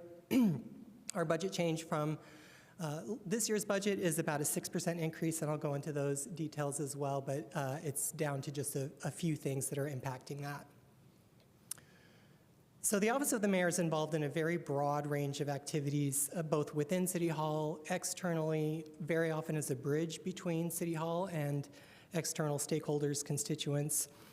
I've just highlighted a few highlights from the past year, and I'm more than happy to go into detail on any of these during the Q&A, but when I timed myself going into detail of all of them, it was too long. So I'll just pull a couple out that you may know may be less apparent or that relate to questions you've asked. One is, I think you're aware, obviously with the mayor's background and her deep involvement with housing and working on Hopewell South, asking for the development process review to help us solve the question that was the subject of a cabinet leadership retreat, which was what is standing in the way of making Bloomington a housing production machine? What are the obstacles? And that audit has showing us lots of ways that we can make our process better, and you'll get a presentation from that and from planning in the future. They are also the firm that did that analysis is also analyzing conflicts in the UDO. So there are places in the UDO where we say, we want this, and another place where we say, but we also want that, and those 2 things cannot be done at the same time. So they're gonna help us with that. Homelessness response, the addition of the City Homelessness Response Coordinator has been a huge benefit to the entire city organization. Every single department works on homelessness, deals with homelessness, either root causes or impacts, every week, if not every day. And this is the only position in the city that does nothing but work on homelessness. And it is largely a coordination position. This person is not a frontline responder. But what they ensure is that city staff and the service providers who are out there doing the groundwork, that we are aligned in our efforts strategically at the very top and in our daily activities, that we are rowing in the same direction and addressing issues immediately before they grow and become unmanageable. So when we came in, we had 12 encampments on city property and some very significant private property encampments. We don't have any of those now. That are major, and that is because we are staying on top of them and able to work with service providers when we hear, hey, a parks person was out and saw a couple tents in this area. So then Brian can contact the service providers and say, can someone go out and see if those folks need services, and how can we help them and prevent that from becoming a dangerous situation. So what does coordination look like? Some of these are taken from things that we've learned from other cities that we've asked or visited to say, what are you doing that's working so well, and how can we copy it? A 10 to 15 minute daily check-in between city staff. That means DROs, downtown cleanup crews, MIH, a rep from Heading Home attends that as well. And that is anything that popped up overnight or the previous day. What do we need to know to be prepared to address it today, which is very helpful at times like these when the county has cleared a major encampment. There is also a weekly check-in that began with just city staff, and then eventually nonprofit providers and service providers joined that meeting, and now that time is largely being used for streets disability discussions. There's a monthly meeting with cabinet level and key personnel to make sure that our top-level strategic actions are aligned with what's happening out in the field and on the streets every day. And there's much more. that goes on with that. But that has been a huge asset to everyone in the city to have one-stop shopping. If you hear something about homelessness, if you have a need, if you have a question, if you need a contact, if a resident or a business calls, there is one person that they know that we can send them to who will take action on that. We also do a lot of work with capital projects planning. The controller will speak later about the efforts to create a capital plan. Very excited about that. I want to talk a little bit about the 911 analysis that is happening with the Law Enforcement Action Partnership, or LEAP. So this was negotiated in 2024. Thank you, Councilmember Piedmont Smith, who advocated for that, and put into the 2025 budget. And we sometimes hear, why did you wait so long to do it? So I wanted to give a little background. I think many of you know that dispatch has really struggled with retention, and I have to give a huge shout out to dispatch staff who really laid the roadmap for us in 2024 about what we need to do to make it a better place that can retain workers and keep them. So they got a whole new work schedule in July of 2025, a new leadership structure, new leaders in place, interim leaders starting in October 25, and was made permanent in January of this year. And so we really wanted to wait to start this project before we asked dispatch to do more to stabilize that department. So, and then we had to wait for our partners at LEAP to be available to actually start the work. So they just became available earlier this summer, and they have the data, and soon we will be learning more about how we can integrate alternative response into 911. We also have community survey, branding, website, union negotiations, lots of other topics that I can tell you more about as you are interested in hearing about them. Priorities and goals remain focusing on increasing housing, reducing homelessness, and addressing the impacts, supporting our asset protection that we're all interested in, and critical capital projects, improving city communications through a new website and other methods, modernizing city operational systems, which you'll hear more about from the controller and from HR. In particular, the need for an HRIS, an HR information system, and a better accounting program that can talk to each other would be great. I can't stress enough the lack of talking to each other between those two right now. There is no HR information system. So for example, when we're in union negotiations and someone says, what if we increase certifications by X percentage? We have no way of calculating that. It has to be done manually, and it is incredibly time consuming and hard to figure out, to forecast and predict, much less to just do payroll. Payroll is a nightmare. And then continuing to bolster public safety, both in its traditional forms and alternative public safety. So there are many new laws that keep popping up, and we will continue to work with our partners to figure out how to best address those and support the providers who are out there on the ground providing that and advocating for all rowing in the same direction on a shared vision and service area boundaries. Continuing to develop Hopewell, can't wait to see some shovels in the ground there, and moving on to the next section, and also implementing the lessons that we've learned, learning by doing, as being an entity going through this process, and learning what developers go through and what the obstacles are practically to developing affordable housing. Continuing to work on building a safe city, rewiring our city systems, launching new communication tools. Challenges, again, the technology is what happened. I will say that I've been impressed at the city in my time here at the number of MacGyvers we have here, and people really are great at finding workarounds, but these are very people-intensive workarounds, and as we enter a time when we have to be very careful about staff, those really aren't options anymore. Funding our infrastructure dreams, also a problem, but those are opportunities where we can collaborate with the county, do some capital planning, and continue working on how can we make visible progress. So personnel, last year you had kindly added a part-time emergency management specialist to work on building safety, starting with City Hall. We turned that to a contract position for a number of reasons. One, we were concerned about SEA 1, but also the person that we wanted to hire has some other obligations with the city, and we wanted them to keep being able to do that, to serve on the utility service board, and to be able to take on other clients. So it worked out nicely. The big changes so that $50,000 moved from personnel to other services, which is a big chunk of why that number looks so high and why our personnel number is flat. And I did detail in the memo where the other money came from, but essentially $5,000 to support the winter shelter, which is more easily administered through the general fund and the mayor's office than hand and HUD rules, and some other things that I can tell you about on request. And that's it. Thank you, and I welcome all of your questions. Thank you, Deputy Mayor Knapp. We'll go to questions now from council. Any questions for the Office of the Mayor's budget? Councilmember Stossberg. Can you just talk a little bit more about what you ended with the moving that part-time position to be a contracted position because the person you wanted to hire was on the utility service board? Is that what you said? That's one piece of the puzzle. That was not the entire puzzle. So to back up a little bit, when we first started talking about this position, we talked with IU and other places who have more experience with these kinds of roles. Should it be full-time? Should it be part-time? Should it be consultant? And the advice was either consultant or part-time. And at the time, we thought a part-time person would be better on staff because that would allow someone to get to know all of the units in the city, and they'd need to have those connections.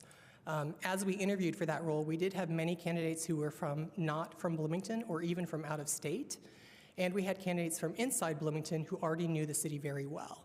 And so both of these present situations where you don't really want to ask someone to move from another state for a part-time job that if funding is cut, first in, first out might be one of the ones to get cut. And also if you have someone who on deck who already knows many of the issues of governmental life and municipal life and all of the people involved, that's a great candidate. But there can be a conflict of interest if you have someone who's working for the city and serving a paid position on a board. And our candidate that we really wanted not only was on a board and serving well that we wanted to keep, but also had the opportunity by becoming a consultant to then form an LLC and take on other clients. So it's kind of a win-win. We're still getting all of the great work done. We have they've been on the job for about a month now, and moving through the list of things that we decide to accomplish. And in our first check-in, he said he thought we could get through more than what we had put in our scope of work for the first year than we had planned. So all good on that front. Other questions from council? Thank you. Councilmember Piedmont-Smith. Yes, so since you're planning planning a first-time human resources information system, I'm shocked that it doesn't exist, and of course a new financial system, I'm wondering what change management techniques are employed by the city when new systems are put into place? As somebody who worked at IU for 27 years, systems were always changing, and those changes were not always managed well for the employees. So what strategies does the administration use?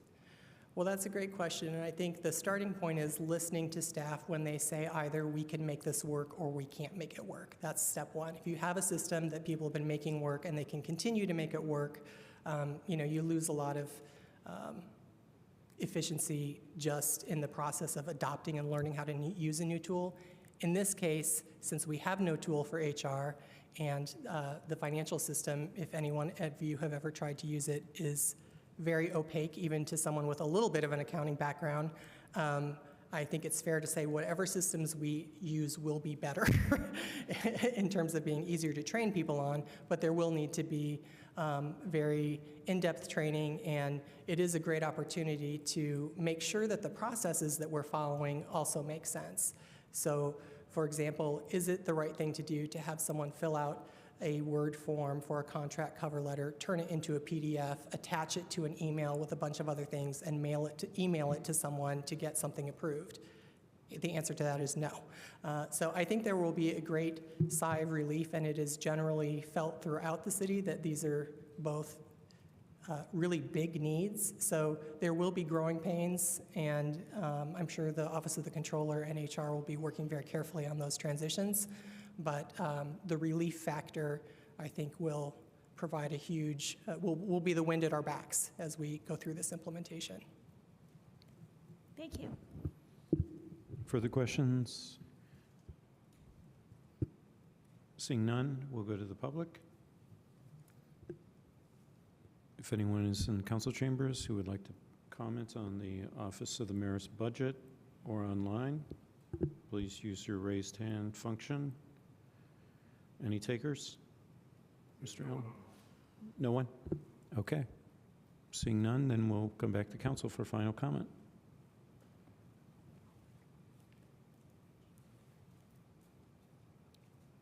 Okay, seeing no comments, thank you very much for your presentation.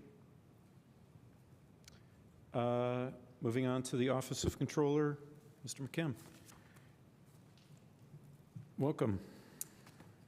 Good evening, council members. My name is Jeff McKim, City Controller, and I was hoping to introduce Deputy Controller Cheryl Gilliland, but she just stepped out for a moment to pick up her charger. The Office of the Controller exists to ensure that the city's finances are accurate, transparent, well-managed, and positioned for long-term sustainability.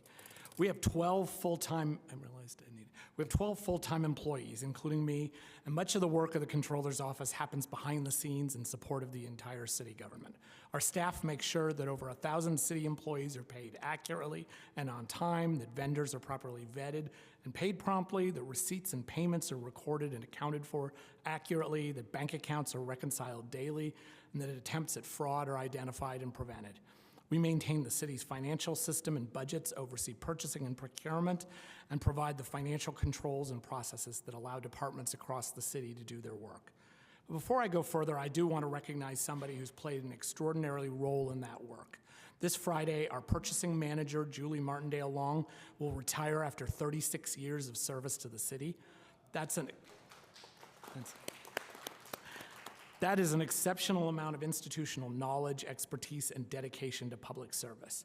I just want to recognize Julie and thank her for many years of expert and dedicated service and wish her a well-deserved retirement.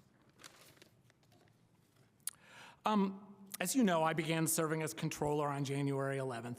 There's certainly been a substantial learning curve, and the transition has not been without its challenges. But throughout that transition, we have maintained the city's day-to-day financial operations without significant disruption. One of the most immediate challenges we inherited was the city's delayed annual financial reporting and audit schedule, a situation that had developed over a number of years prior to this administration. And as a result, we've effectively had to complete 2 audit cycles in a single year. We successfully completed the city's 2024 ACFR and audit in late April, and then immediately had to pivot to doing the GAAP financial reporting and audit process for 2025. We're currently on track to complete that process by September 30th, and our audit exit conference is already scheduled for September 22nd, with Councilmember Stossberg participating on behalf of the City Council. A second significant challenge is the retirement of our purchasing manager, which I mentioned earlier. This is a critical citywide position responsible for overseeing procurement across the civil city, not simply within the controller's office. With Julie's retirement, we're losing 36 years of purchasing experience. Recognizing the importance of maintaining continuity in this function, our staff has been cross-training on key purchasing responsibilities, and we currently have an active recruitment underway for her replacement. And then finally, we've devoted substantial time and resources to understanding and preparing for the restructuring of Indiana's local income tax system, resulting from SEA 1 and HEA 1210. These are complex changes that will have significant implications for city revenues, budget, and long-term fiscal planning. And additional legislative changes remain as well. So while much of our attention this year has been devoted to maintaining continuity, catching up on financial reporting, managing the significant personnel transition, and responding to major changes in state law, I believe we're also beginning to put the office in a stronger position for the years ahead. I want to talk for a couple of minutes about some things that I believe we need to accomplish for 2027. One thing you will notice that's not on this list is OBB, but hold on, I do think there is a path forward on OBB, which I will discuss after I go through these priorities. If I run out of time, please ask me.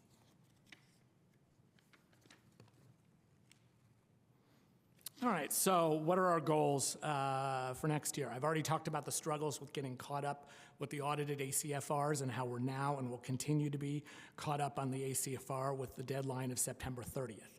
However, the Government Financial Officers Association standard for timely financial reporting is to issue the report within 6 months of the end of the fiscal year, which means June 30th. Timely financial information is important because the information becomes less useful to policymakers, investors, and the public as it ages. Our goal going forward is to consistently meet that June 30th standard 3 months ahead of the deadline, and as we continue to improve our year-end close and audit processes, look for opportunities to complete the ACFR even earlier. We also intend for the first time to produce a popular annual financial report, or PAFR. This is also an established practice in government financial reporting recognized by the Government Finance Officers Association.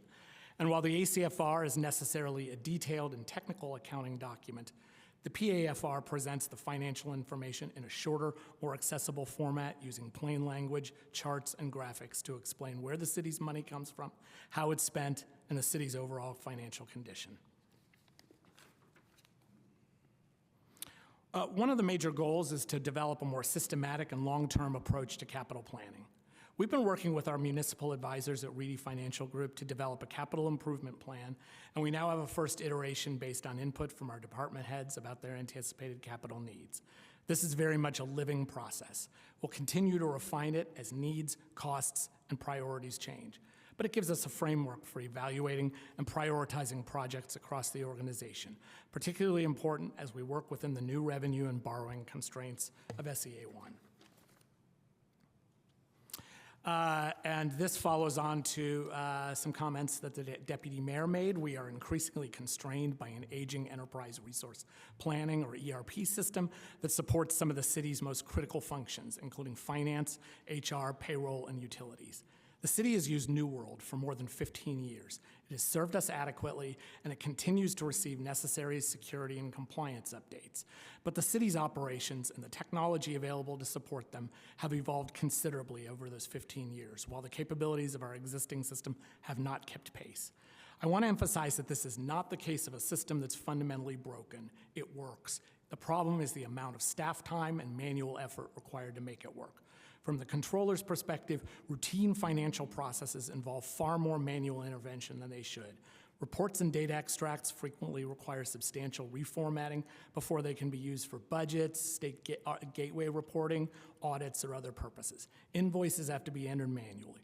Payroll requires significant manual processing. Financials aren't integrated with the human resources information system, which requires more time-consuming manual processes.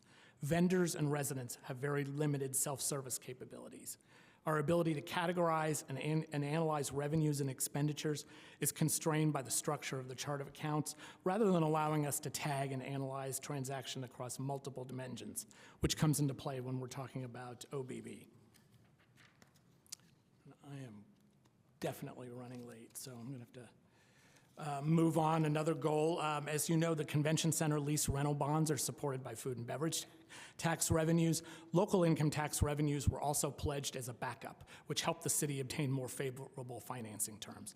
At the time the bonds were issued, the council was told we would establish a revenue stabilization fund equal to 1 year of lease payments, providing an additional buffer in the unlikely event that F&B tax revenues were insufficient to make a payment.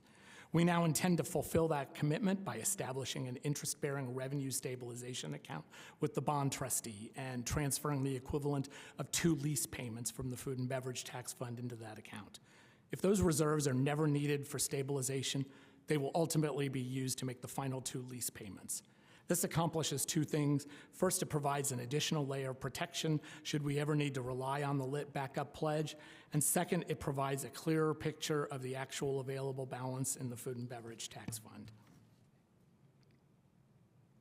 The controller's budget has been reduced by $250,000, which has been moved to the surety bond proceeds fund. The 2027 budget request includes a $500,000 transfer from the surety bonds proceeds fund to the fiber connectivity fund. As part of our agreement with Meridian, doing business as M Street Fiber, we're required to deposit $1 million total in the fiber connectivity fund, which funds half the costs of connecting low-income households to the network. For the past 2 years, we've transferred $250,000 from the general fund for this purpose. However, this year, we're paying the remaining balance of the commitment out of the surety bonds proceeds fund, which was created by you to receive $1 million in proceeds from the surety bond called due to failure by the Meridian subcontractor AEG to properly install fiber within the city limits. With respect to services, we are working with our municipal advisors on several issues, including overall financial planning, capital improvement planning, and in particular, analyzing and preparing for the impacts of income tax changes. We also continue to use the services of our GAP compiler to convert our fund accounting system to the GAP financial reports required for the ACFR and audit. We don't expect to see any reduction in these needs. In the past, the city has used 2 different municipal advisors extensively, and we found ourselves using one of them primarily, and so we'll be closing out an existing $300,000 encumbrance from an existing open purchase order with one municipal advisor. But to ensure that we have the funding to deal with all the upcoming financial requirements, our budget proposal adds $109,000 to the services line so that we can ensure that we have the support to continue to evolve our financial plan, capital improvement plan, and prepare for lit restructuring. And I am out of time, so thank you very much, and I am here to answer any questions that you have. How much time would you require? Another minute or so, if you wanted to Yeah, conclude? that would be great. Okay, all right. Great. Why don't you proceed then? Well, then I did want to say that I did find out in reanalyzing our budget yesterday, I did find some lines that I can cut, so when we submit, we can reduce that increase to $58,510. And then, so finally, what I will take the opportunity to do then is move back to outcome-based budgeting. As you know, we did not move forward this year with an OBB project. With me being new in the job and learning the financial system, with the amount of manual work that needed to be done, with our financial system and other priorities, including 2 audits in 1 year, accessibility mandates, and a new state budgeting application. All that combined with the feedback that we received from council that the work done last year was not useful in providing you with a more informative budget process, we decided to suspend OBB and instead engage in a broader discussion with council about shared priorities. We communicated that to the fiscal committee early on, and the council engaged in a subsequent discussion of priorities, which the administration used in formulating this year's budget. However, I do think there is a path to success if the council still wants to use an OBB framework. That approach would require a project charter that defines what the minimum viable product is, a council administration working group that would be very hands-on, and a pilot or phasing approach that would allow for a limited number of mutually agreed upon programs or priorities crossing at least 2 departments. The pilot should test the proposed data structures, measures, crosswalks, reporting processes, and public presentation before those requirements are imposed citywide. I remain an enthusiastic supporter of an outcome-based budgeting approach. So I think, like I said, I think there is a path forward. So in conclusion, the Office of the Comptroller's budget and plan for 2027 focuses on strengthening our financial transparency, investing wisely in the city's long-term infrastructure and systems, and preparing Bloomington for the fiscal changes that lie ahead. Thank you for listening. Thank you, Controller McKim. So now we'll go to questions from council. Councilmember Peterman-Smith. Yes, Mr. McKim, even though you had extra time, it was kind of fast about the outcome-based budgeting, so I just want to follow up, make sure I understand. So will the ability to track expenditures in order to implement outcome-based budgeting be a mandatory criterion for any new financial management system that you select? Yes, and let me come back to kind of what the obstacle with the current system is. Like I said, it's not that there is anything fundamentally broken about it. We accurately characterize and store transactions. We can accurately output them. The problem is that the whole reporting framework of the existing system is just so clunky that everything takes an enormous amount of time and manual data cleaning, manual reformatting of reports, and we lack the ability to have any kind of consistent data pipeline from one system to another. So the ability to report both accurately but also quickly and in a flexible format so that that data can be extracted and pipelined into other systems is absolutely essential. I mean, yes, if we did not have that ability to report in a more flexible and efficient manner, there'd be no point in doing it. Well, that's right. The short answer is yes, it is absolutely a central criterion. Okay, and because it went so fast, could you go back and talk about what steps you envision next year to take us closer to OBB? Well, so I don't even know that it needs to wait till next year. I think what I thought the kind of initial steps that we would need to take if the council was interested, we first of all have to develop some sort of project charter that says, what is your definition of success? What is a minimum viable product, I think was the term that was used in one of the questions from Councilmember Asari. We need to know that, kind of understand what that looks like in advance. I think we also need to have a hands-on working group of both administration and council members to make sure that this is not something where you can kind of give direction and say, go off and do, and then hope we come back with something that works. It is something that would need some kind of really fairly intensive, I guess is the best word, but hands-on. And then the third is a phasing structure that lets us pilot something that, and that doesn't have to be at budget time. I mean, that reporting, that piloting could certainly be at a stage much earlier than budgeting. So I think if we add those three things, I think there is a path forward. It is still going to be, until we're able to upgrade the financial system, it is still going to be, we're still going to be stuck with the clunkiness of the existing system and doing a lot of manual reformatting of data as it comes out. Thank you. Further questions from council? Councilmember Flaherty, thank you. Thank you. We don't hear presentations from Bloomington Transit or the Housing Authority anymore because we don't approve their budgets. But one thing with Bloomington Transit that we did commit some years ago with the Economic Development Lit was an annual appropriation to support, among other things, rapid fleet electrification. Can you remind me, is that through the end of 2027, that commitment? Correct. This budget includes the last payment of that commitment. Mm-hmm. And the ED Lit, as it currently exists, sunsets at the end of 2028, essentially a year later. Is that right? Correct. Have there been any conversations between the mayor's administration and Bloomington Transit, either the board or its director, about that, about what the implications of the final year of the prior commitment that was made being next year, like what happens if that money isn't there in 2028, what they're using it for, what needs they have, that kind of thing? I'm going to have to defer to the deputy mayor because I've not been involved in those discussions.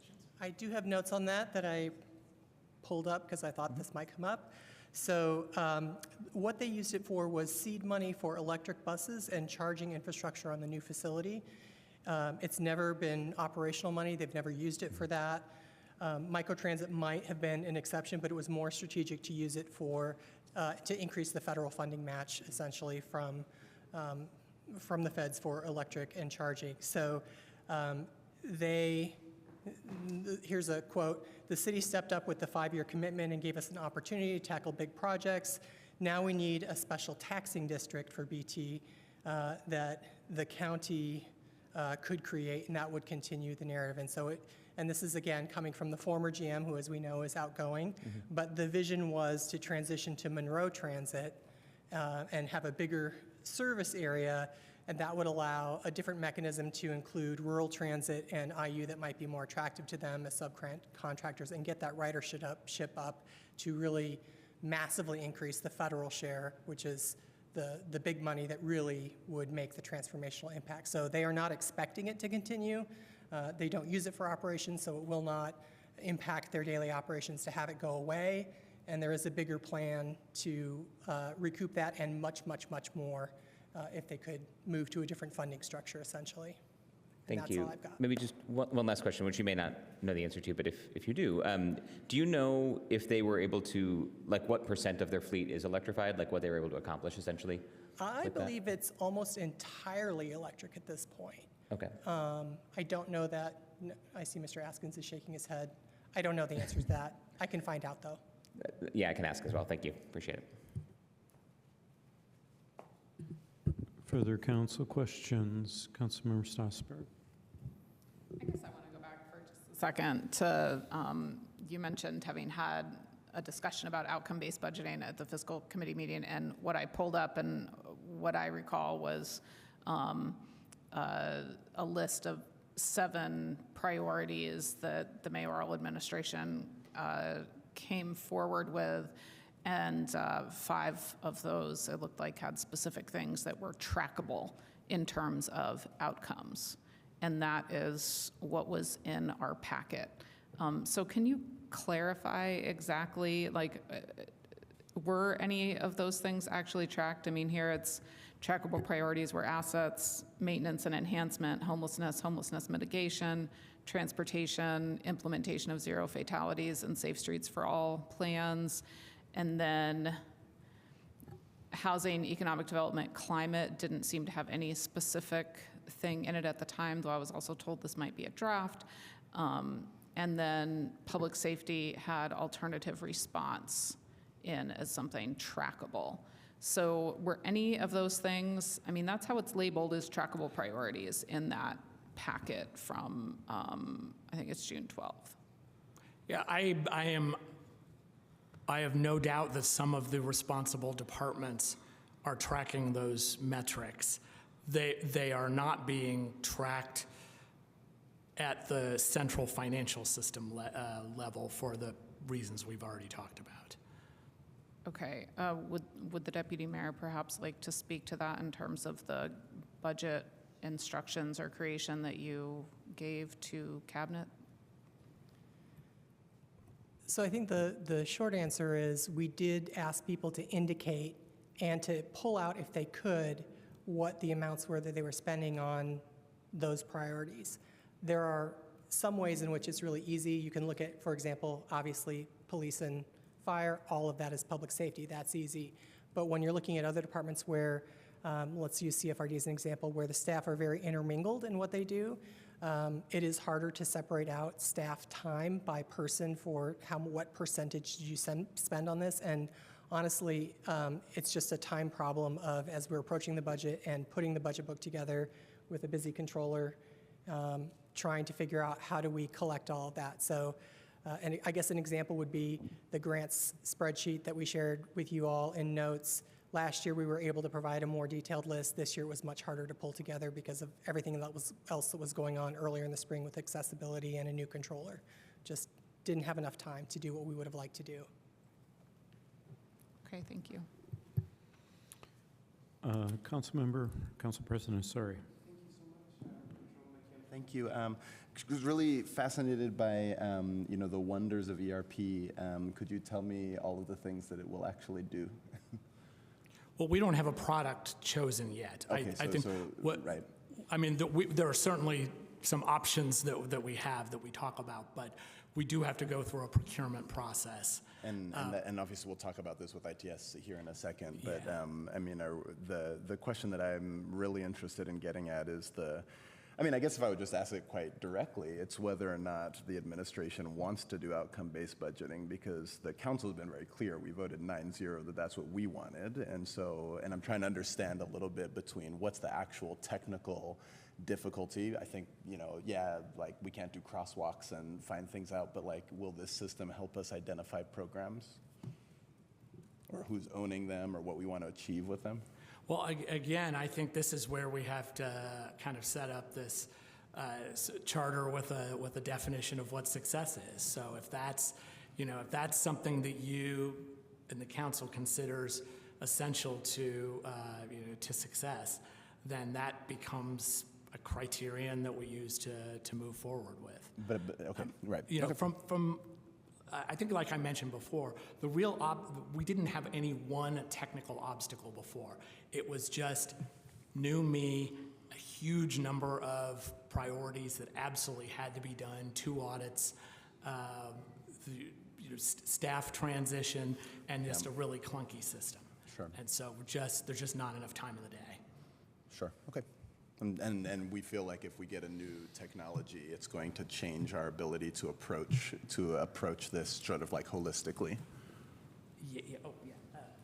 Deputy Mayor would like to ask. So I wish you had asked during my presentation, you could have asked this question of me, and then I could have given you this answer instead of hogging Jeff's time. Sorry, apologies.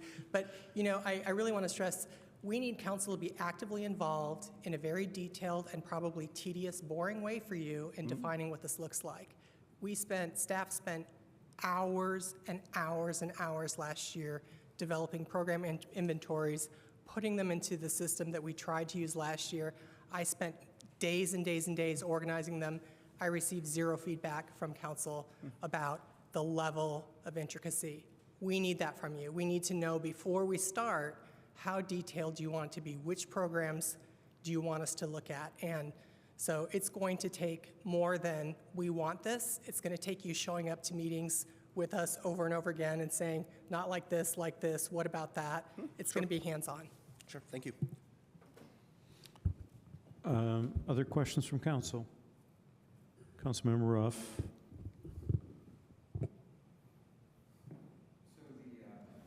Top priority or goal for the coming budget year for your office, one of them is strengthening fiscal transparency. Is that all sort of the incentive or the motivation or the drive for that prioritization?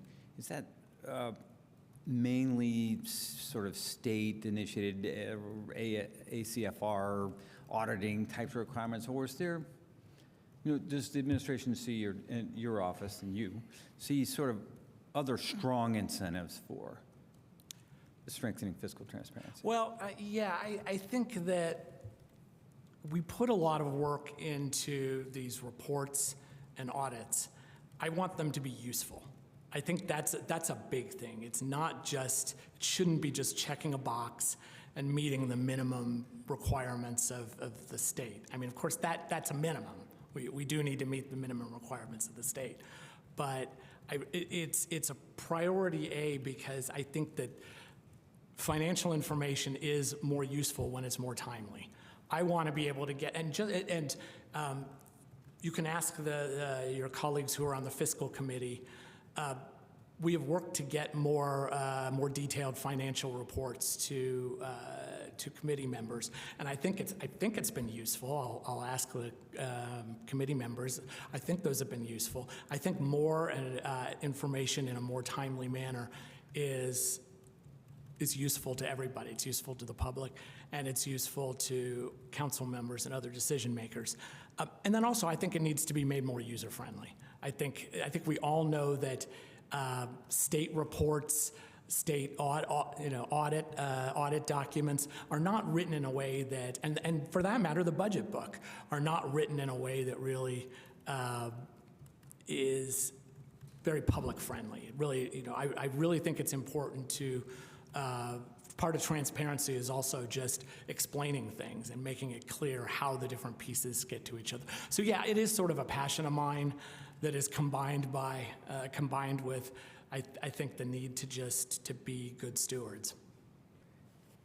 Thank you, Mr. McKimmon. In my last 30 seconds, I'll just sort of add on to that. Do you see sort of the budgetary implications or the demands or opportunity cost of really making that a priority? Would you say it dovetails in any way with outcome-based budgeting approach, or is it more of a zero-sum opportunity cost type? It's. I mean, that's a fair question, and I think had we attempted to do the full OBB this year, I think it would have been a zero-sum. Because one of the things that's really important to remember is that OBB is not replacing one budget system with a better one.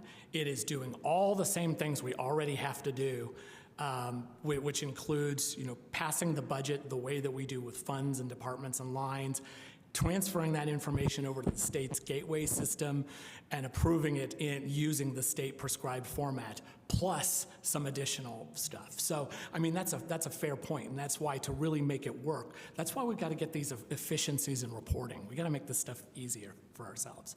Sorry. Thank you. Thank you. If there are no other questions, we'll go to the public. If there's anyone in council chambers who would like to comment on the Office of the Controller's budget? Seeing none. Anyone online? We have one participant. hear me? Yeah, please state your name, and you have 3 minutes. Kevin Keogh, Bloomington resident, retired CPA and practicing IT internal auditor. With many years of experience in financial accounting, internal controls, and information systems auditing. I attended last Friday's Public Safety Local Income Tax Rate Committee meeting. Page 16 of the budget book put me on notice that this is a critical issue that I need to pay attention to. Since that meeting, I've been trying to understand what happened to the two public safety funds between 2017 to April 2nd, 2020, I believe 2025, for which the city is responsible. Let me try my best to make this simple. I think of these as two checkbooks. One is the Public Safety LIT Fund, money for public safety purposes, police and fire. The other is the PSAP LIT Fund, which is associated specifically with the dispatch center. These are different pots of money for different restricted purposes. But instead of being able to open the city's financial system and clearly see the activity and balance associated with each fund, the PSAP revenues and expenditures for the period around 2017 through 12/31/24 were maintained in a public safety lit fund. Somehow these funds were commingled. And here's what concerns me even more. The PSAP detail of activity was separately tracked on a side ledger. This is like a separate checking account register, completely outside the city's financial system. That makes following the money very dark and very difficult. This concern is directly relevant to tonight's controller's presentation and the information technology budget that's to come up. Mayor Thompson said recently she described the city's 15-year-old financial software as a bottleneck requiring extensive manual work. Replacing that software may be necessary, but a new system alone will not correct weaknesses in financial processes and controls. Automating a flawed process merely produces errors and more inefficiencies. A financial system replacement is not simply an IT purchase. It's a redesign of the city's financial operations. I think 3 controls are essential. First, conduct a comprehensive current state assessment. A qualified steering committee should identify and document off-system spreadsheets, if they still exist, subsidiary ledgers, manual reconciliations, and other workarounds throughout the whole city government. Second, establish data integrity before migration. Fund balances and historical transactions, such as this PSAP balance, should be reconciled and independently validated before you enter it in a new system. Questionable data should not become a new system's opening data. Third, require rigorous user acceptance testing.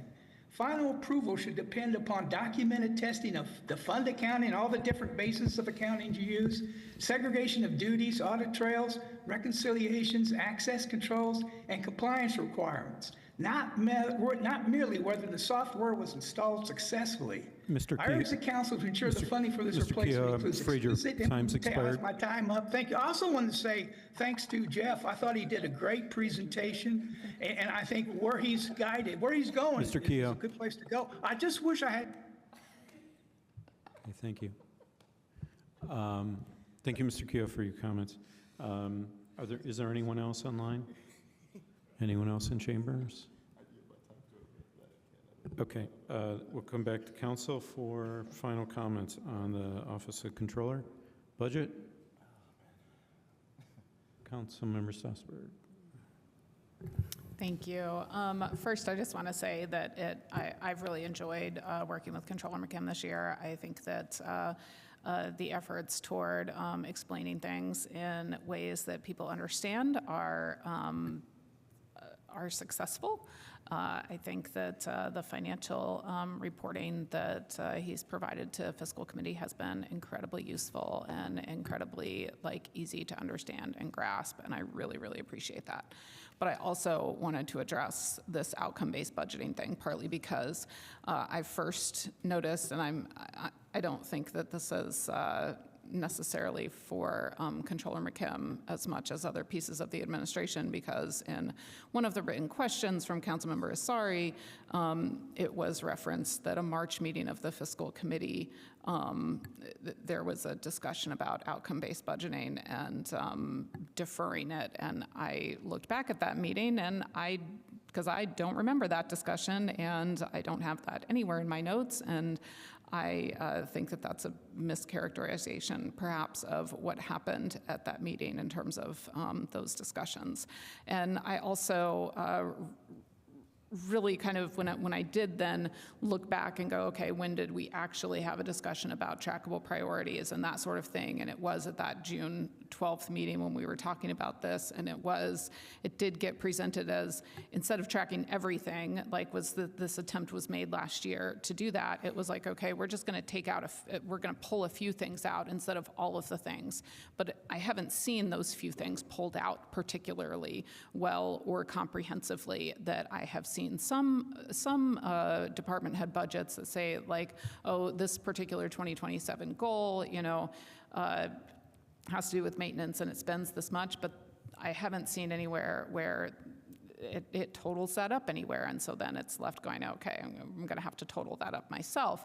I appreciate the administration's request and need for a dedicated task force, perhaps, to help work on the outcome-based budgeting. And I want us to all remember back to 2025 when we had a budget task force. And at the early part of this year, it was like, what did that task force do? Is it still needed this year? And the answer that I received and passed on to Council President Asari, because he would be the one this year who would have had to make that happen, was no. That task force was not particularly helpful last year, and that it didn't need to continue this year.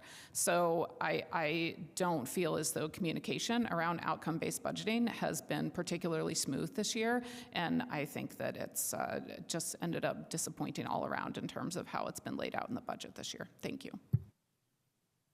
Thank you. Further comment? Councilmember Flaherty? Looking at my notes from the fiscal committee, I don't recall any type of decision being communicated that outcome-based budgeting was off the table for this year, or kind of, not relevant. We did talk about outcome-based budgeting, and I've said this in other meetings, but I don't think that the financial system is the barrier. I think it's a desire to have a consistent set of outcomes that are shared between the mayor's administration and the council. Structurally, it is very difficult for the council to advance its priorities. And I think that just favors a system that kind of is the status quo. It is frustrating as a council member because it's very hard to really hold ourselves accountable. I mean, in the absence, the things that we do have are the planning documents and legislation that we've adopted. Things like very high-level, ambitious outcomes like 0 deaths and serious injuries in our streets by 2039, things that are contained in our comprehensive plan and some transportation plan, Safe Streets for All action plan. There are some other plans that are relevant, but planning and transportation does tend to have a lot of them because they're state mandated processes or just areas of priority. But if we're going to actually do something like outcome-based budgeting, it starts with outcomes, and we have to have a process to define what that would look like to develop shared outcomes with, of course, a set of metrics that are sort of consistent in the way we are measuring and thinking about outcomes. None of that's a financial system. And so I'm not convinced that will make any real change at all. And I guess I'm curious, I'll ask some follow-up questions in writing of just like, is there commitment to this concept or not? And what are the plans to advance, not the technology piece that might underpin this later, but the development of outcomes piece of it. So that's all, thank you. Thank you. Any other comments before we move on? Thank you, Controller McKim. We'll move on now to Legal and Risk Management. Margie Rice, welcome.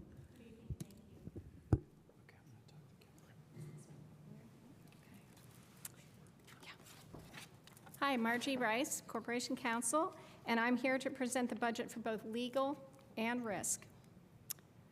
The legal department, just a general overview, the legal department has 10 full-time staff. We have 8 full-time attorneys, 1 full-time paralegal, and 1 full-time administrative staff. I'll talk about this in this slide and the next one as well. Our budget change, our big budget change in legal is that we are transferring $272,000 from our 03 line, which is our services line, to the risk division. I've mentioned in the past few years the fact that we've needed extra money because the annexation litigation has been going on. That's wrapping up. The county residents against annexation is almost over. We just have an issue over how much in attorney's fees the city has to pay plaintiff's counsel, and that is still pending. The case of the waivers, the waiver of annexation, that case, we are still waiting on the state Supreme Court to rule on our petition to transfer. That, if you remember correctly, we had an October 30th, 2025 oral argument, and the Supreme Court has yet to rule. The other changes in this legal budget really are just the step increases and the 2.7 COLA. I know I'm going to try to answer some of the questions that the council asked. I haven't provided written answers yet to the council, but I'm going to try to answer some of your questions in this presentation. I know one of the questions was about our outside legal services. So as I'm mentioning litigation and the annexation litigation, I can tell you that in 2025, we spent in our 03 category $392,092.75. So far this year, in 26, we've only spent $126,758.08 in outside legal services. The general overview of the risk division, we have 3 full-time staff, a risk manager, a director of safety training, and 1 administrative staff person. We promoted our administrative staff person to director of safety training after we had somebody retire after more than, I think, 25 years. So we promoted Jasmine Forte Plunkett to the director of safety and training, and we've had an opening in our admin staff for a good number of months, but we've recently offered it to somebody, and she's accepted, so we're just pending HR approval.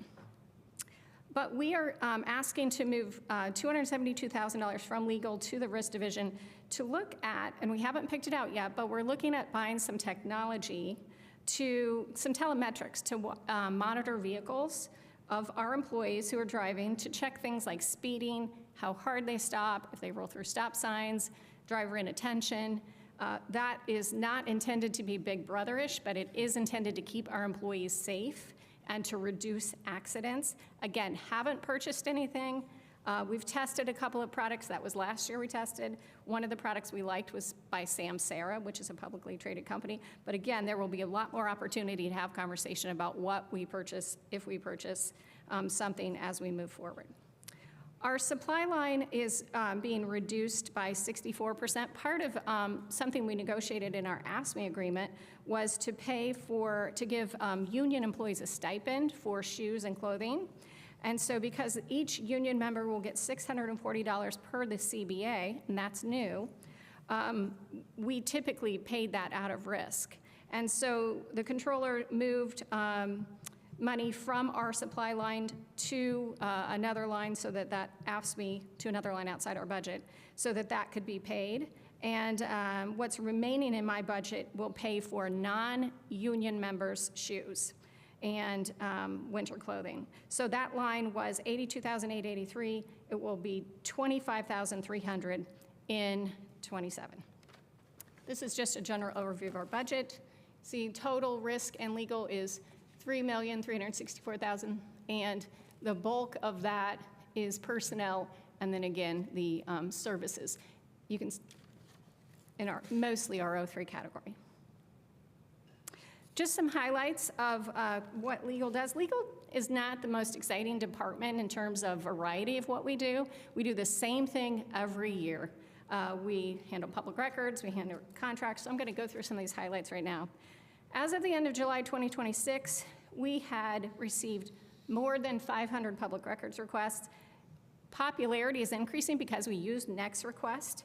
I can tell you that I checked yesterday and we were at 588 public records. That compares to, in 24, we had 570 requests. In 25, we had 580 requests. So we're surpassing that right now in August, the end of August. I am fully aware that not everybody is happy with the way we manage public records, but I'll tell you, we are doing our best to increase our response time. In 23, it took about 54 days to, on average, to get records to people. In 24, that was reduced to about 36 days. In 25, that's about 9.71. And so far in 26, we're averaging about 8-day turnaround time. We do a lot of contracts in the city of Bloomington. I can tell you in 2022, we did 805 contracts, 23, 874, 24, 905, and year to date, at the time I did the slide, it was 600, and as of yesterday, it was about 660. So yeah, total for 25 was 1102, and I think we're gonna pass that up. So every department, we do contracts for every department, and I can tell you that we divide up our time. Somebody asked the question of how do attorneys spend their time, and do we keep track hours or percentages? We don't keep track hours. That's frankly one of the benefits of being in a municipal law department as opposed to private practice. You're not tracking your hours by every 6 minutes. But I did ask my attorneys to kind of estimate how much time they're spending on things. They spend about 80% of their time on their primary departments. That's giving advice, that's doing contracts, answering their questions about various laws, and about, you know, they all do specialty stuff like litigation. A couple of attorneys don't do litigation, but other miscellaneous tasks take up about the other 20% of their time. But, and we do, as I mentioned, litigation, we do a lot of litigation. Right now we have about 16 open litigation cases that ranges anywhere from ordinance violations to some federal litigation, like the Turning Point case, which is pending in front of the 7th Circuit Court of Appeals right now. We do that, some of that in-house, some of that with outside counsel. Because we buy insurance, we also get the benefit of having insurance defense in some cases. But our goals are always to protect the city's interests. Remember that the client for our department is the city of Bloomington. It's not any one constituent within the city, it is the city itself, and that is a function of the professional rules of conduct. So we're very careful to make sure when we're making decisions, we are doing what we think is in our ethical and professional discretion, what is in the best interest of the city.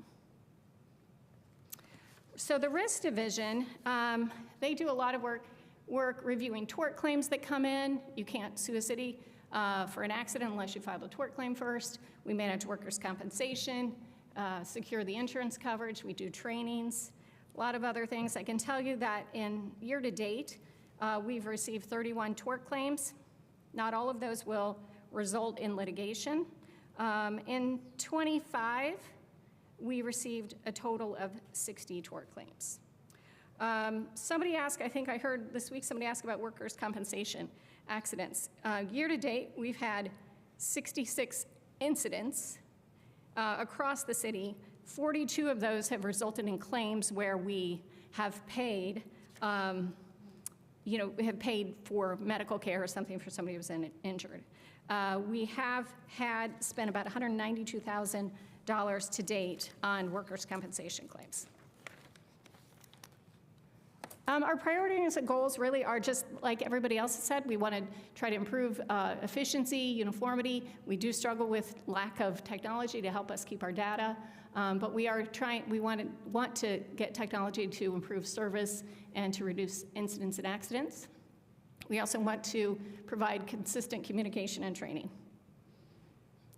Challenges are just, there are a lot of federal changes with accessibility. That's going to be a pro and a con. We are working on our contract templates to make them accessible, but it also makes challenges like we can't just turn on every public record request because not every PRR is accessible at this point. We do have a higher volume of work and with no increase in resources, but we are hoping that with technology we can do a little bit better. And that's it. Thank you. Thank you, Ms. Rice. We'll go to council now for questions. President Asari. Thank you so much. Thank you so very much, Attorney Rice. Similar question to what I asked the clerk on how would you estimate as Corporation Counsel the sort of workload or work utilization of city legal? I'm going to have a very similar answer to she had. She said, I think said 9.5 out of 10. I'd say we're right there too. We, years ago, I think the last time I was Corporation Counsel, we reduced by one attorney and we reduced by an admin staff. I know that my staff would love to have more resources. One of the things I've thought about is, could you reduce special legal services and use that to fund staff person?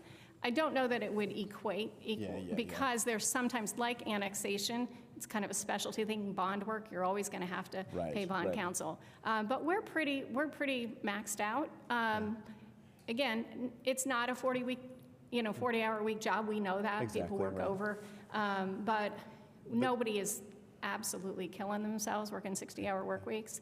But we are definitely, definitely busy. But to that end, then, thinking about records requests specifically, I mean, with the increase of records request, does it make sense for those all to live in legal? I share some of the concerns that people have said is that legal thinks differently or lawyers think differently than somebody maybe who has a library science degree or a technology degree. I would be open to other ways of doing it. One of the challenges we have is that we're not increasing staff really anywhere across the city. We do devote, we have 2 attorneys who are sharing responsibility to work on public records requests. We have our paralegal working on it, just because she's been here a very long time and has a lot of institutional knowledge and knows where to look for things.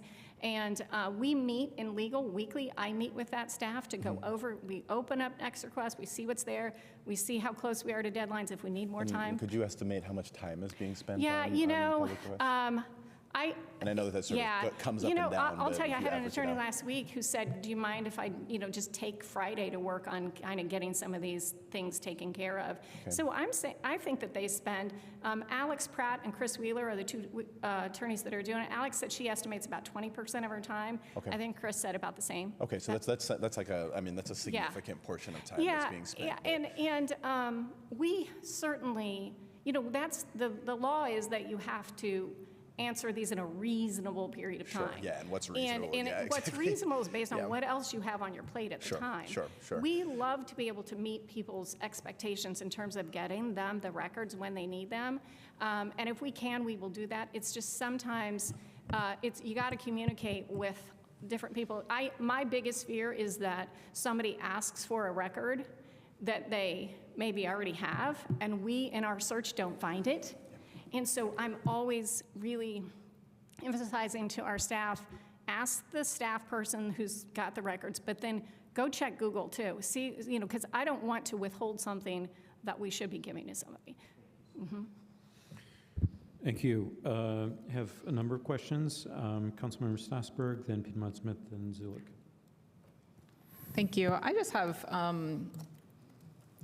kind of follow-up of what you were talking about with the workers' comp claims and the workplace accidents. So you guys handle through the risk department like all of the accidents for like any city work, like including sanitation or anything like that? Because I know that we got the new sanitation trucks to try to reduce those. Pardon me, what was that? We got the new sanitation trucks a few years ago to reduce workplace accidents, and so, but you handle all of them. Yeah, we do. So then this year, have there just been year-to-date 66 claims? Is that what you said? 66 incidents. So there's there's an accident report that comes through if there's an accident. Not every employee is injured to the point that they need treatment. But we like to know what incidents are happening so that we can then train to the incidents. Like, hey, that was a near miss. Let's train that department so that doesn't happen again. But we've had 43 cases where this year where there's been some treatment.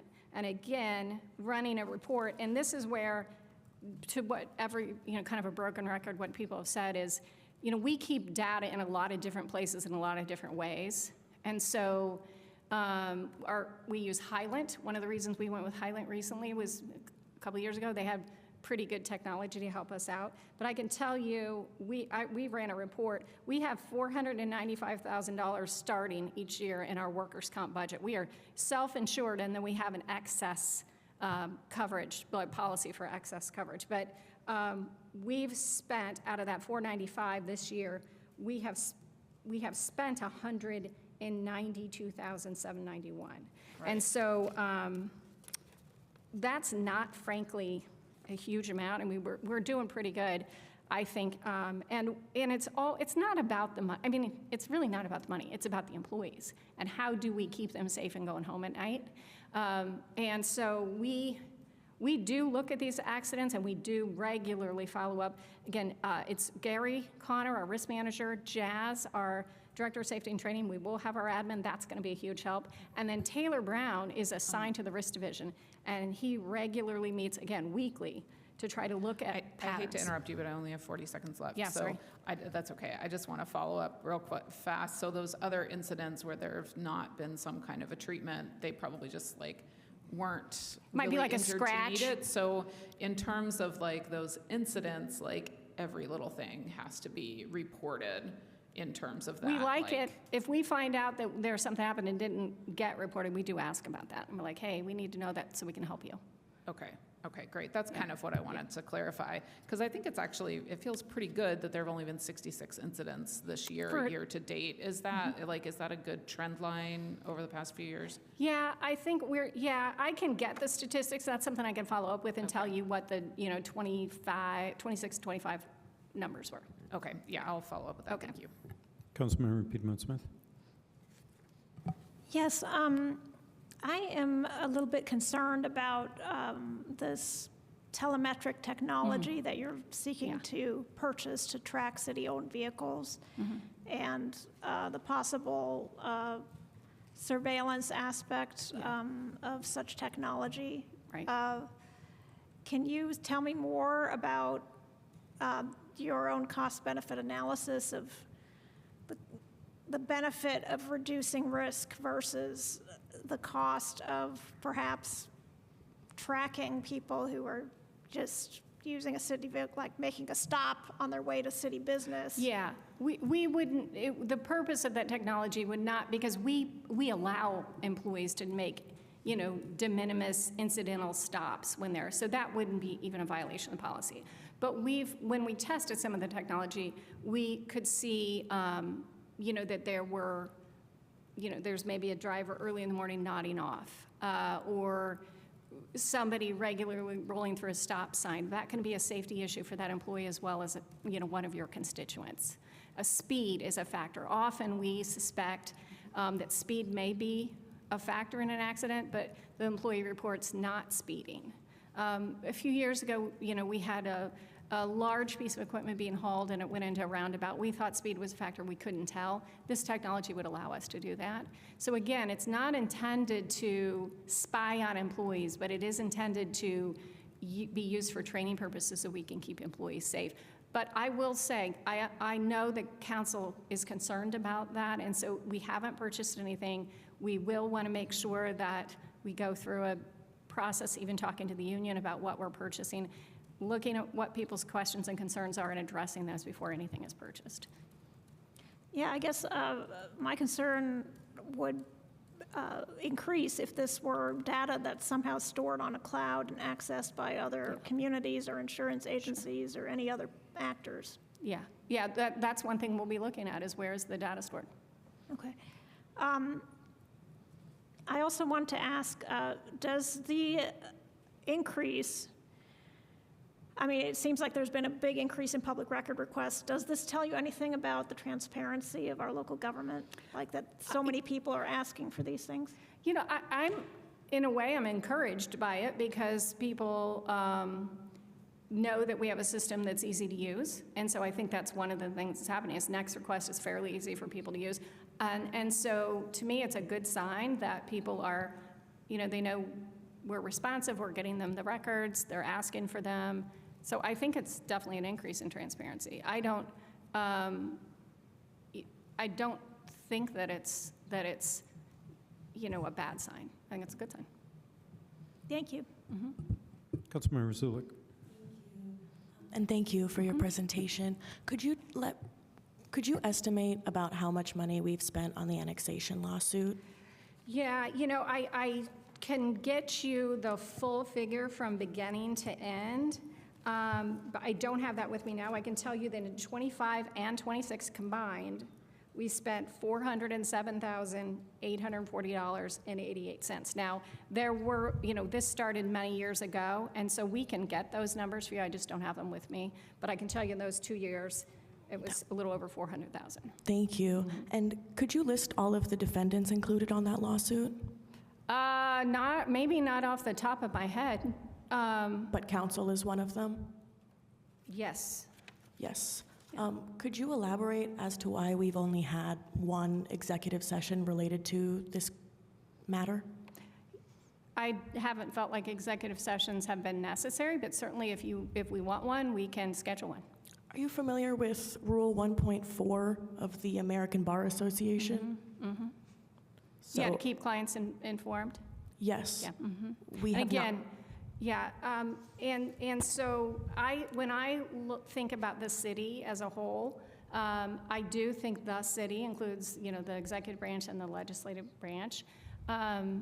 Council has obviously their own attorneys, and we've, at any point that we get questions from council attorneys about litigation or annexation, we certainly talk to them and try to answer their questions. So if this is a request for an executive session on the annexation litigation, we can certainly get that scheduled.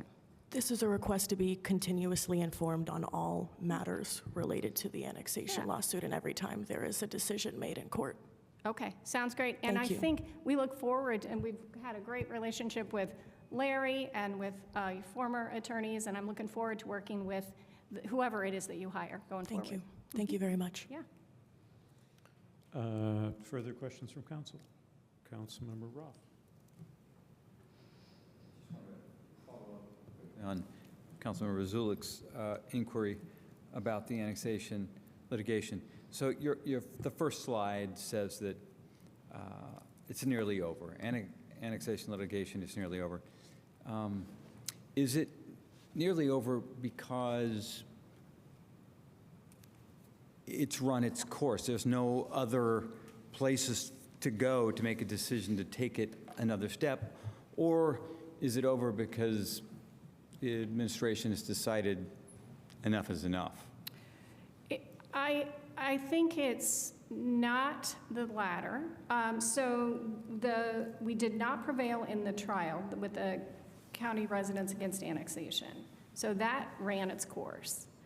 The waiver issue is still pending before the Supreme Court. We're waiting to see if they will take the case up. It was a petition to transfer. So we're waiting on that ruling, and depending upon how that goes, it may actually, if we were to receive a favorable ruling, areas, so 1A and 1B are done because that was the trial that we lost. Areas 1C, 2, and 3 could be annexed if we get a favorable ruling in that case, and so we would continue in that regard. And then areas 4 and 5 would depend upon if there were remonstrances, and if there were, we'd have to decide at that point if we were going to go forward with a trial. So the first case, CRAA, is over just by a function of ran its course and we did not prevail, and we're waiting on the second one. So we are continuing to pursue it, but we just are now waiting for the court. So real quick to follow up. So depending on some of the outcomes, if there was pushback then from those affected who were opposed, even though the city got a favorable ruling, we might be dragged further into. So we can't really say annexation litigation is nearly over. Or It's, I think the bulk of the CRA case is over, so that's more than half of it is over.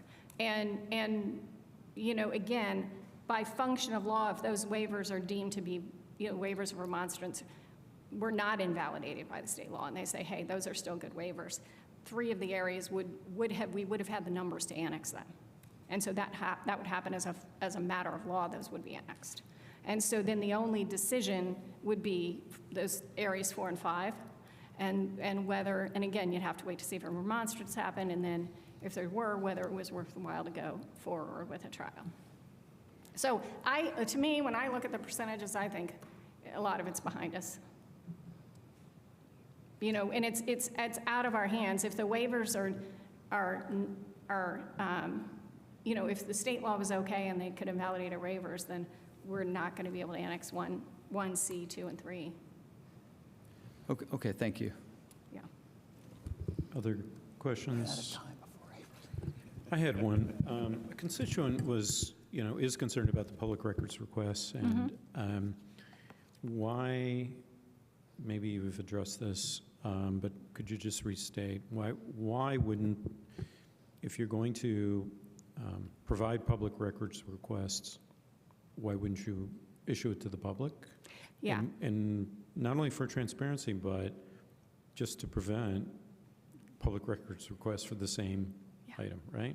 I do think that makes logical sense, and this is a nice segue to when you talk to the IT, but about accessibility. So if we were to turn on all of those public records requests and make them public facing that are next request, they would have to be accessible per the federal law.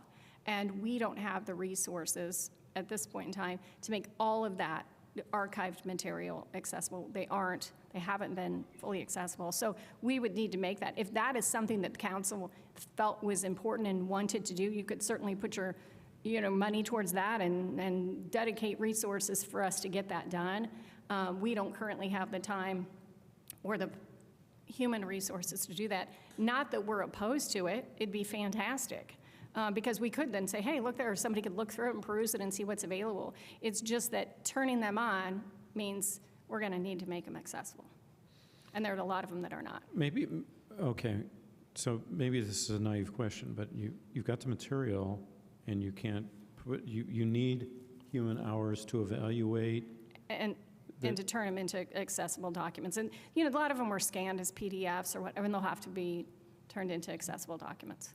And again, it's not an impossible thing to do. It's just a matter of time and resources. Okay. Well, maybe this is a question for Mr. Dietz, Director Dietz, when it comes time for IT.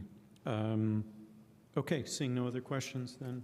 Well, Mr. Chair, yeah. I did have another quick question, if Please. that's okay. I haven't asked a lot of questions during the whole budget process, so I was wondering if I might ask another quick one. Please make it quick, yeah.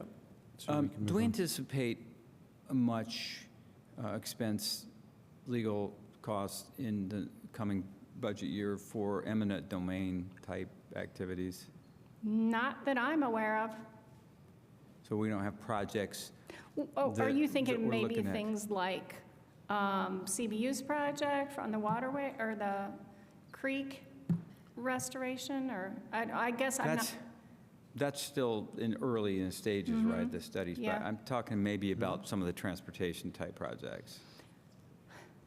I guess I'm not aware of a lot of, the most recent thing that we've done in terms of right-of-way acquisition was High Street, and we did a lot of acquisition. Now, not a lot of eminent domain in the sense that we had to go to trial and fight with people over that. But we did acquisition. So there may be right-of-way acquisition, and I may be being too technical. You may be talking about just right-of-way acquisition, not eminent domain. When I think of eminent domain, I think somebody's never going to sell me their property, and we're going to have to push this to a trial. And that rarely happens. Yeah, I was actually talking about both. Yeah. But you're right, I understand Yeah. if we have a major you've been around distinction. it. You get the difference, yeah. But, all right, thank you. Yeah. Okay. Seeing no other questions, we will go now to the public. Anyone in chambers? Mr. Allen, anyone online? No? Okay. Come back to council for comment on legal and risk management.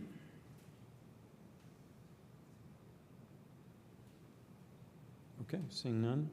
Councilmember Pimet-Smith. Yeah, I just want to follow up on a question I asked about the increase in the number of public records requests.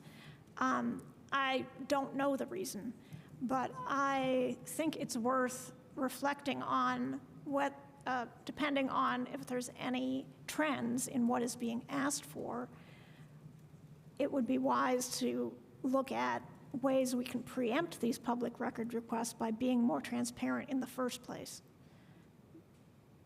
But I don't know if Director, if Corporation Counsel Rice actually heard that since she was, but that's okay.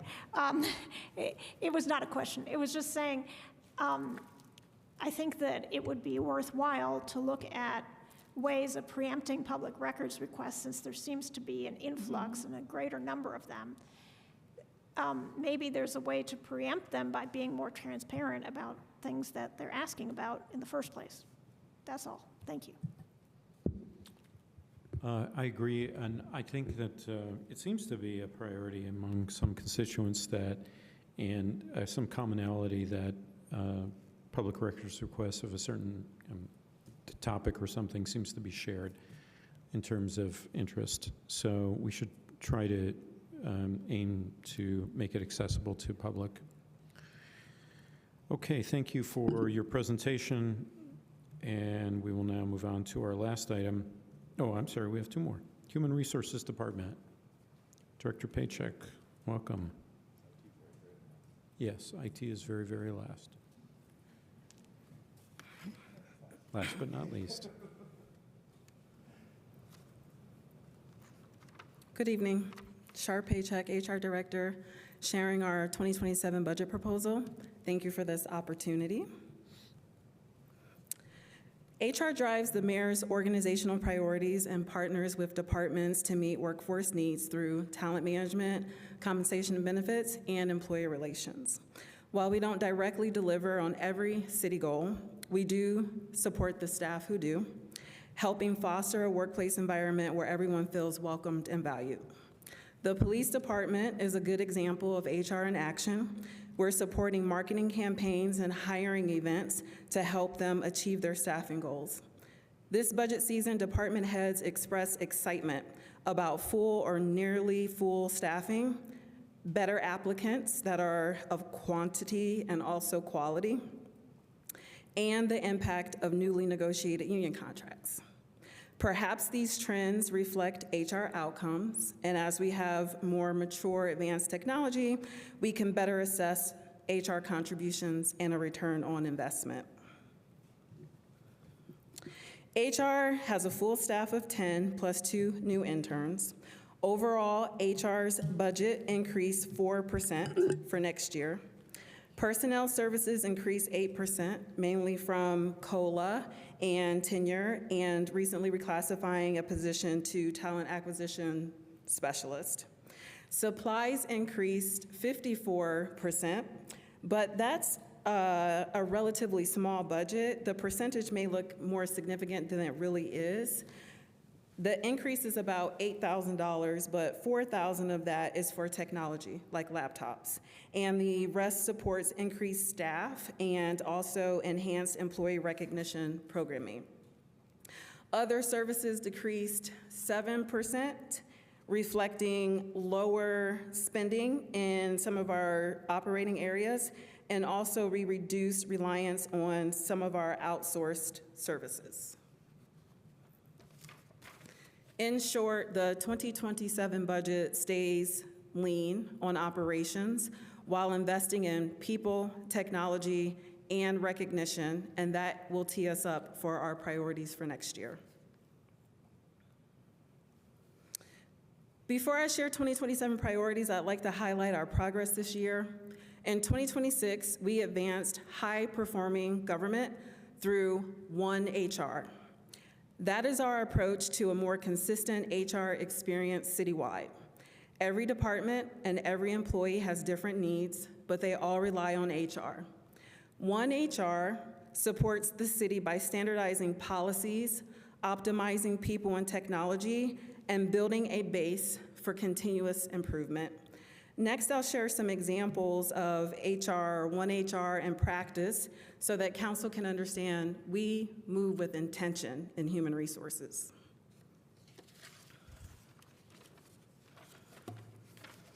Employee relations and operations continued strengthening consistency across the city.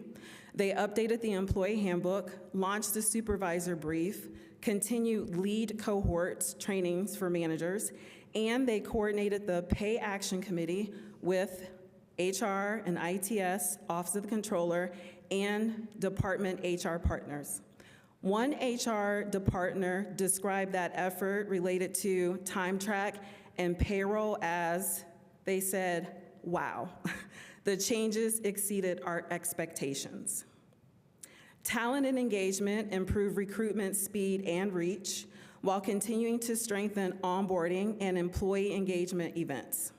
Coffee with the Mayor received positive feedback along with some suggestions on how we can make the event even more enjoyable. One attendee at the Wellness Fair shared how much they appreciated having all of the vendors and answers in one place, no website portals or long phone calls needed, and asked us to keep that event going. The Red Carpet Employee Appreciation Lunch is coming up on October the 6th. We want that to be our greatest employee event yet, and we invite council to join us. Total Rewards is now fully staffed. They focused on both compensation and benefits. Being fully staffed, this team has been able to strengthen audits, data integrity, benefits administration, and system functionality.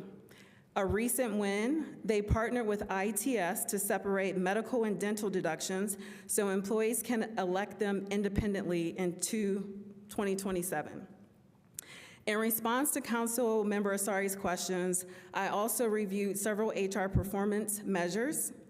Time to fill has dropped to 72 days compared to 104 days average for some of our peer organizations. Turnover is currently 6.38% year to date, and that is down from 14% in 2023. Those are encouraging indicators, but I want to be careful. I don't want to overstate what that data tells us until the end of the year. Plus, as you've heard, our technology still limits some HR reporting. Next year, HR will build on the One HR Foundation, focusing on support, standardization, and technology. Our first priority, strengthen workforce well-being and engagement. Focuses on support for managers, leadership development, and the employee experience, which could be assessed through turnover, absence, benefit utilization, and event participation. Our second priority, advance One HR policies and procedures and practices, brings more standardization across departments, which could be assessed through progressive discipline, grievances, and policy documentation completion. Our third priority, optimize and modernize HR systems, advances technology to reduce manual work and strengthens data that could be assessed through productivity, error, and accuracy rates. I want to reiterate, some data is still hard to assess and report today, so I don't want to overpromise and underdeliver, but we hope that a new HRIS will help close that gap. In 2027, HR's priorities support broader city goals, positioning the city as a high-performing employer of choice through a shared commitment to organizational excellence. For example, if engineering is hiring a project manager for capital infrastructure work, HR clearly is not providing technical expertise for construction activities to guide regulatory compliance. We don't even know what that means. But my point is that we don't have to be an expert in all things. We can just stay in our lane, and we can do that well.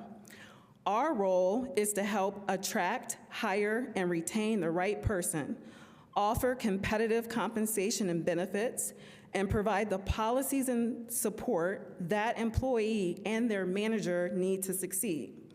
The same relationships exist across the city, whether employees are working on transportation, asset maintenance, homelessness, housing, economic development, climate, or public safety.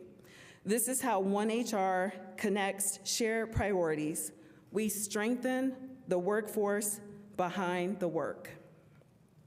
Next year, we'll keep showing up for employees wherever they are at the city, turning priorities into meaningful connections and sustainable progress. To close, I'd like to recognize everyone who helped lay the One HR Foundation in 2026 and those who will partner with us to ensure the right people are in the right roles at the right time. I want to thank the HR team. They are a group of skilled, experienced, and dedicated individuals who make this work possible. I also want to thank the administration and department heads for their support. Thank you to all city employees for your respect and patience as we build trust through fair, consistent practices. And finally, thank you to the council for your past support and your future consideration. And I welcome any questions. Thank you, Director Paycheck. Are there questions? Yes, here's one. Council President Asari. Dr. Paycheck, thank you so much. First, for your wonderful leadership and just for all the patience and time that you always give us. And this is now, I don't know, 7th time that you had to talk to us in a couple of weeks, so thank you. And I realize as I'm asking this question, this might actually more be a question for the controller, but I'm interested in the methods by which we do the COLA increases. And so do those go to each department sort of in a bulk fund? Or do we sort of attach those to positions themselves and those increase? And what type of flexibility do we have? So specifically, I'm looking at what it would look like in the city, especially because we have some vacancies and there's some seasonal workers and things like that, what it would look like to, for example, reduce it from 2.7 to 2.5, but then they still have the same sort of bulk money that they can distribute amongst people who already work there. Like if that's a possibility or if it has to be tied to specific positions. I would definitely punt that question to Controller. Fantastic.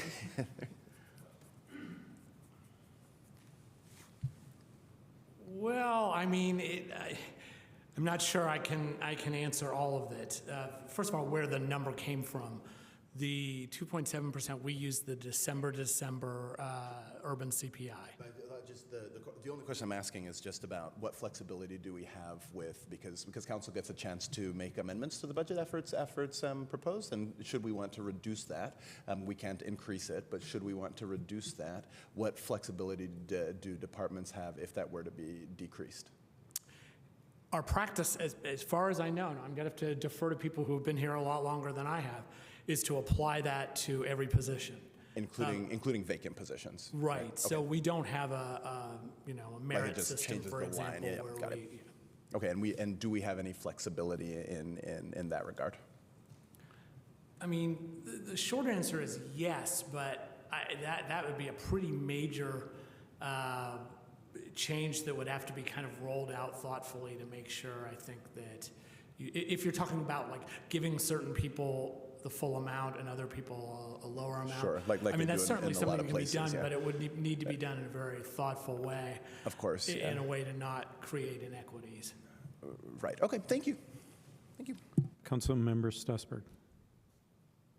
Yeah, thank you, Director Paycheck. If you could, one of the things I've been asking about often is the other services and charges for things. And I was noting your other services and charges, which is budgeted a little over $300,000 for this year and a little under for 2027. And very little of it has been expended as of Q2. So I was just kind of wondering what that line is used for. So other services include like some of our consulting budgets that are reserved. We also have it for training, so for our staff, for some of the systems that we have now, like NeoGov and Tyler. And it also includes other things in that other services category, like our telephone, postage, travel, printing, and advertising. I specifically mean the line in other services and charges that's labeled other services and charges. So it's like the other within the other.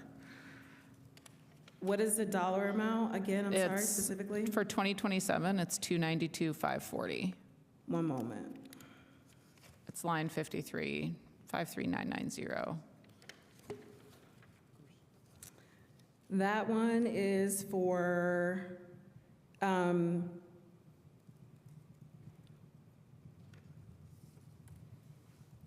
give me one moment, I'm sorry.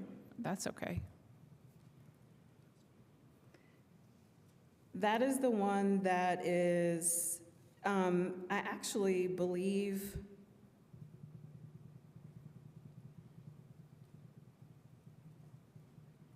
other services and charges is reduced because we were able to bring some of our services in-house. And so an example of what that could have included, for example, at one point we had a Crow contract for like $300,000.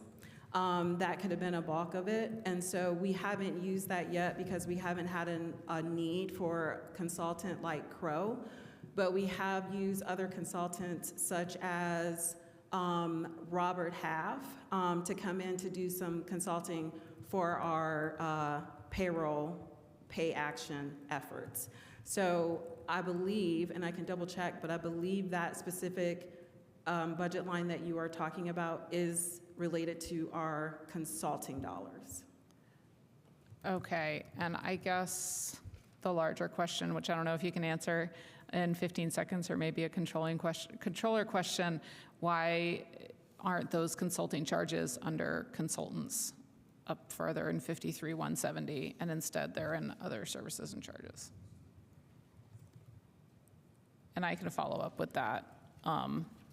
Since I'm out of time, I'll follow up with that in the written stuff. I'm just kind of curious. And the other services?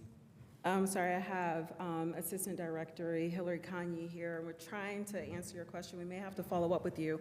Yeah. One of those account lines also includes the money for education reimbursement. So that could be a part of those dollars as well.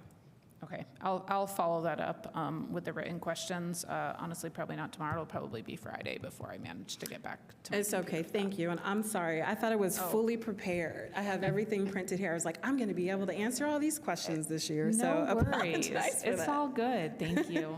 A for effort, right? Councilmember Piedmont-Smith, do you have a question? Yes, thank you for the presentation.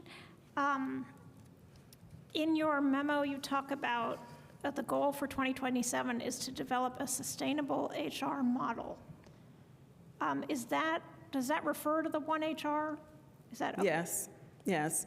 And so what that really refers to is, and I realize prior to me, HR did a lot of great work, but when I came into the door, I don't feel like I was handed a playbook, like an actual documented system of how things are done consistently within human resources. And so this year we have been spending a lot of time, like looking closely at all of the services that we provide, all of the steps that are involved, who the key players are, so that we can assess. We actually did like an internal assessment where we graded ourselves, and then we looked to see where some of the best practices are to see how we can most closely align with some of the best practices in human resources. And so One HR is looking at how we do things to try to make things as consistent as possible across the city. So it shouldn't matter if you're onboarded in sanitation, or if you come through utilities, or if you are in the animal shelter. We should have very similar policies, procedures, practices for everybody to have a similar HR experience. And I got some coaching from Director Dietz that if you want to best prepare yourself for a new system in 2027, the best thing that you can do is make sure that all of your policies and practices, your procedures are as concise, as accurate and streamlined as you can possibly get them. And then that will help put you in a better position for when you implement a new system. Very precise. Thank you. Other questions for Human Resources Department budget? Okay, Seeing none, then we will go to the public. The public would like to comment. Anyone online? Nobody online. Okay. Back to council for final comment. Okay. Seeing none, thank you, Director Paycheck. Very, very appreciative. Okay, our last item is Information and Technology Services Department, ITS. Director Dietz, you can end our party tonight. Yes. On a high note. Good evening, council. Nothing like an ITS party. I do appreciate the opportunity to be the last presenter on the last night of the budget hearings when we're all at the peak of our faculties. I hope that pays off for all of us. Thank you, Councilmember Rollo. I'm Rick Dietz, Director of the City's Information and Technology Services Department, also known as ITS, and I appreciate the opportunity here to talk with you and present our 2027 budget proposal for your consideration. At ITS, our mission is to provide the IT services, tools, training, and resources necessary to maintain mission-critical city systems, empower city staff to excel in their work, to expand digital opportunity in our community, and electronically engage our residents in their own government. ITS provides a broad range of services across 7 activity areas: administration, innovation process, improvement in data services, enterprise applications management, geographic information systems, IT infrastructure, technology support and training, and broadband and digital opportunity initiatives. Other cross-cutting activity areas for ITS include our work with transparency, open government, with digital accessibility, cybersecurity, and IT procurement.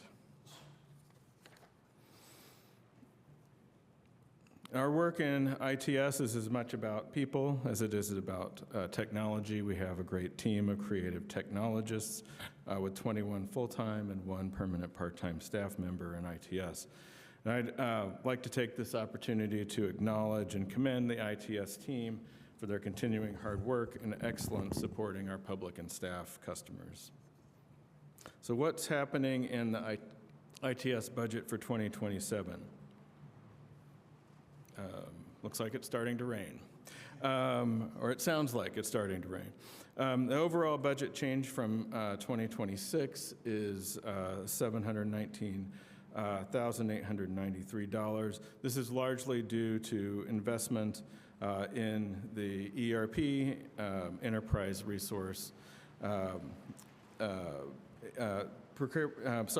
enterprise research management, but primarily the financial system component of that, but also those expenses are from newly budgeted accessibility and cybersecurity tools, as well as general inflation that we've experienced in recurring costs.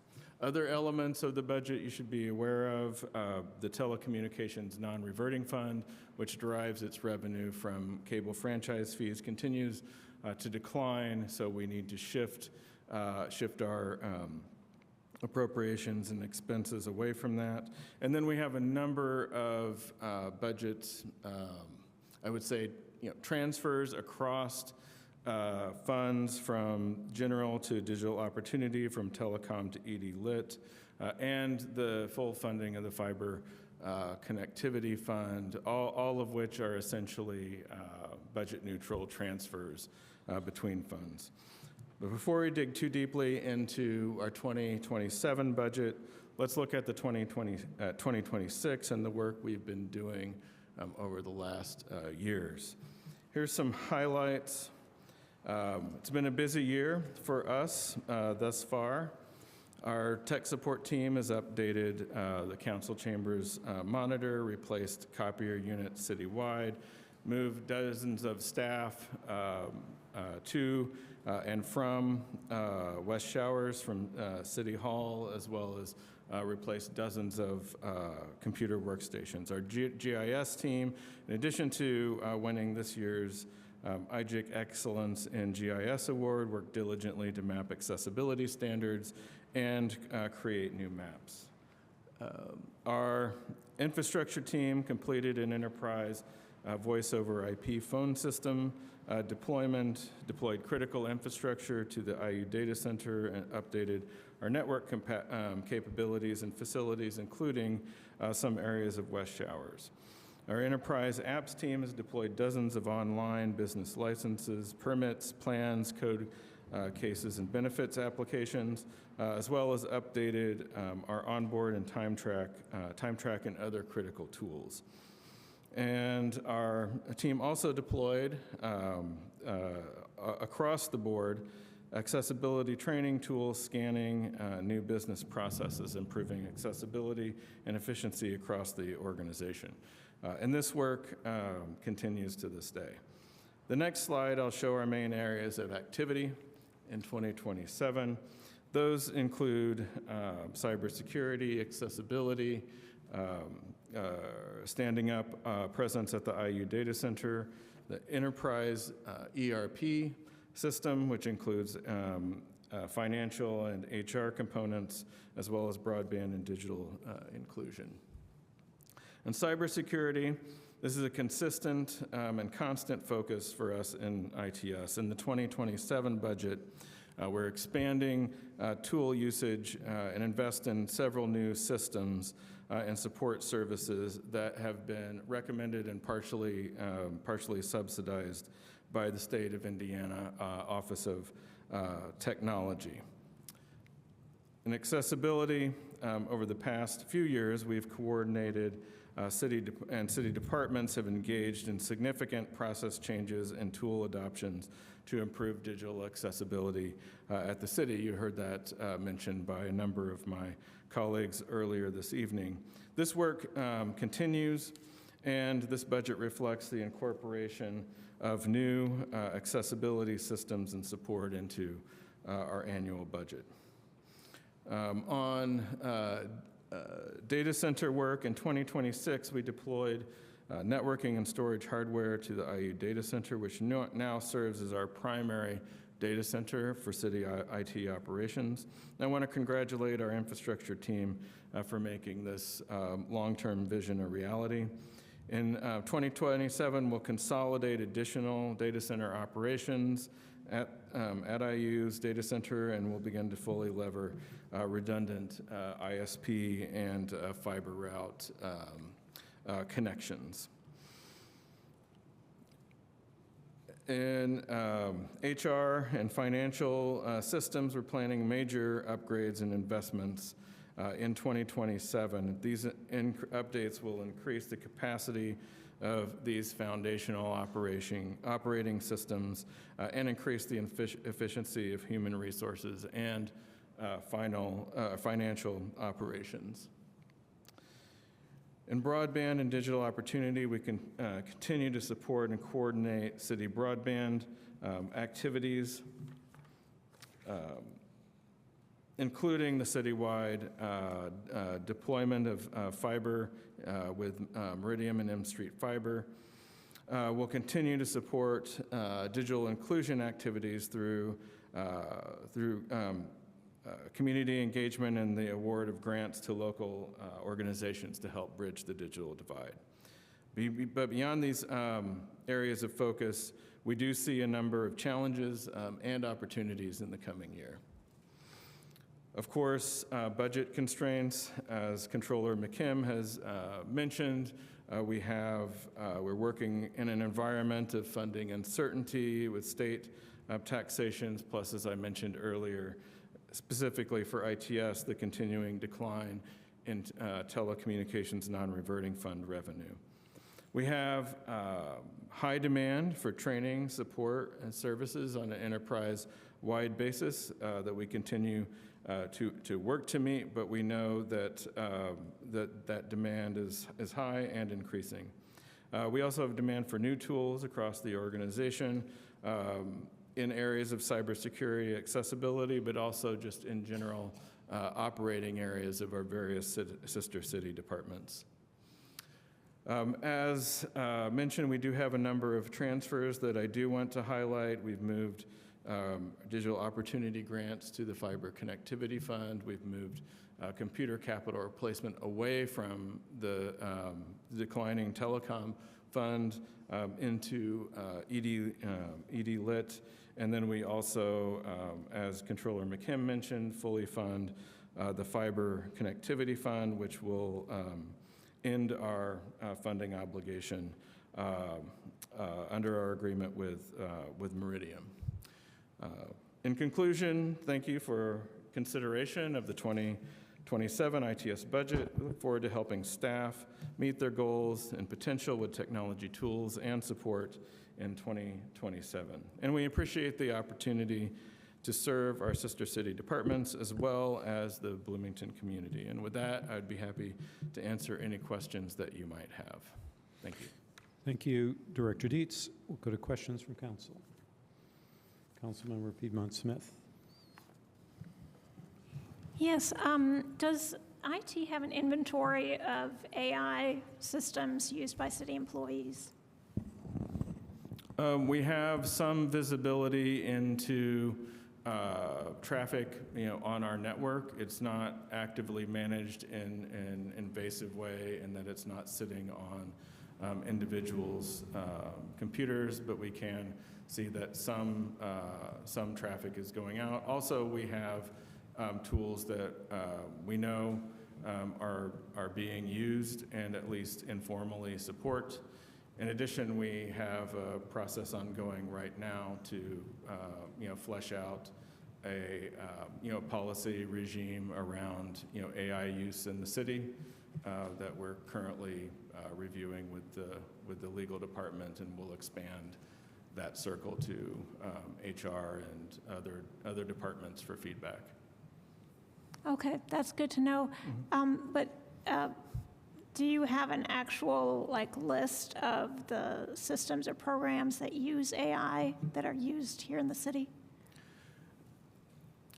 Yes and no. There's a number of AI-specific tools that we know about. I think one of the challenges, and anybody in the IE or anybody in the IT field can attest to that, that systems that were not AI tools now are, and an update that would seem to be innocuous, on an operating system or on a web, application, or even an update that you might not be aware of may incorporate AI tools into it. So, we think it's important to have that AI policy guidance that we're working on.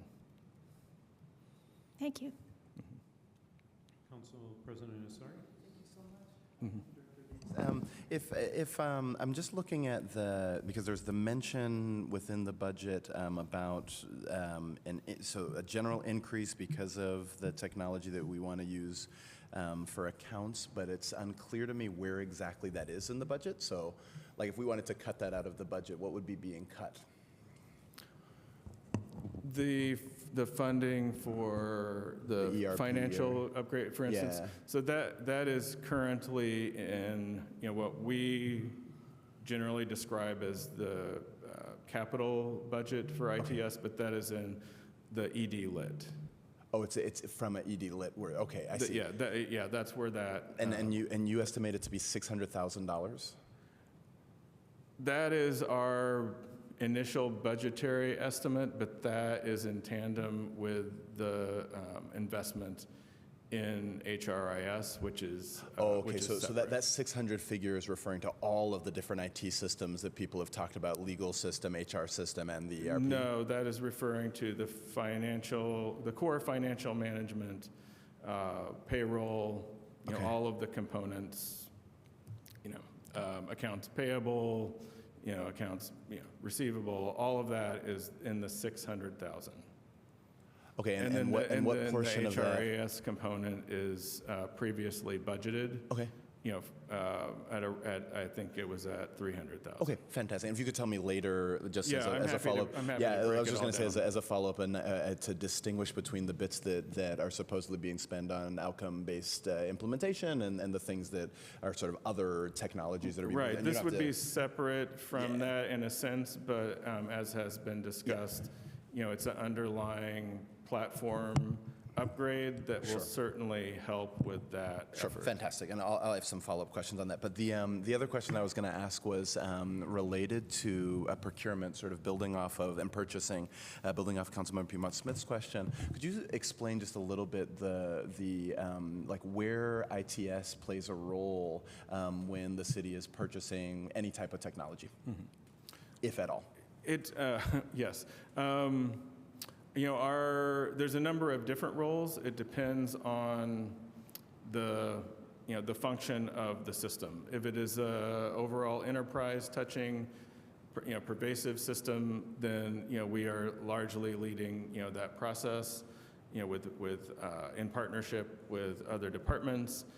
If it is department-specific software, I'm just going to throw something out, like the tools that Parks uses to manage its operations. Then we will be a partner and facilitate that and ensure that it's meeting our our IT standards. But the selection, the determination will largely be that department's, not That clarifies it perfectly. Thank you so much, sir. Thank you. Councilmember Strasburg. Great, thank you so much. I just have a couple follow-ups about that non-reverting telecom fund, and so I don't know if this is more for you or the controller or kind of a tag team. Is that a fund that's unique to Bloomington, or is that a fund that other municipalities have too?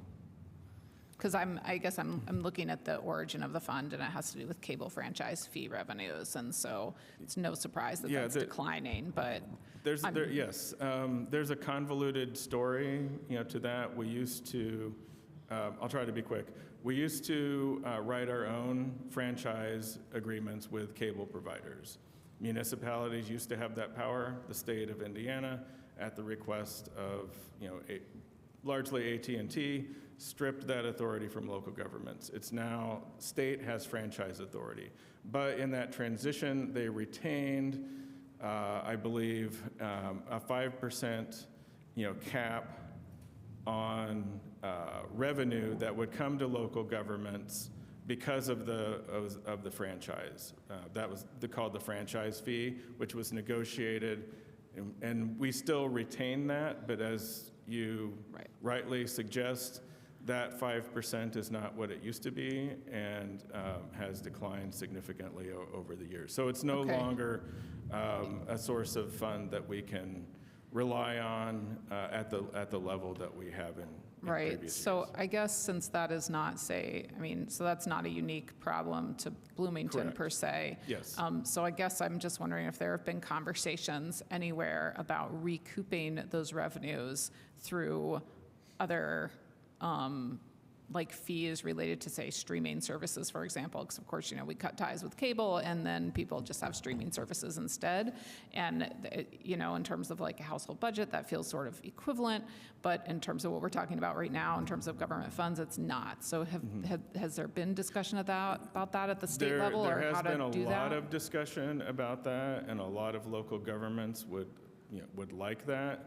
But the federal government does not allow, I think generally speaking, local governments to tax or create a fee structure for streaming video. And does that apply to state too? Does the federal government also not allow states I'd have to look do at what that? the current FCC guidelines are, but that very thing has been a topic of discussion as the kind of stripping of local governments of that authority has moved across the United States.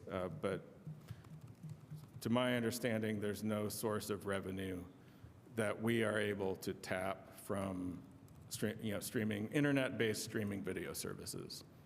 Okay, great, thank you. That's just very interesting.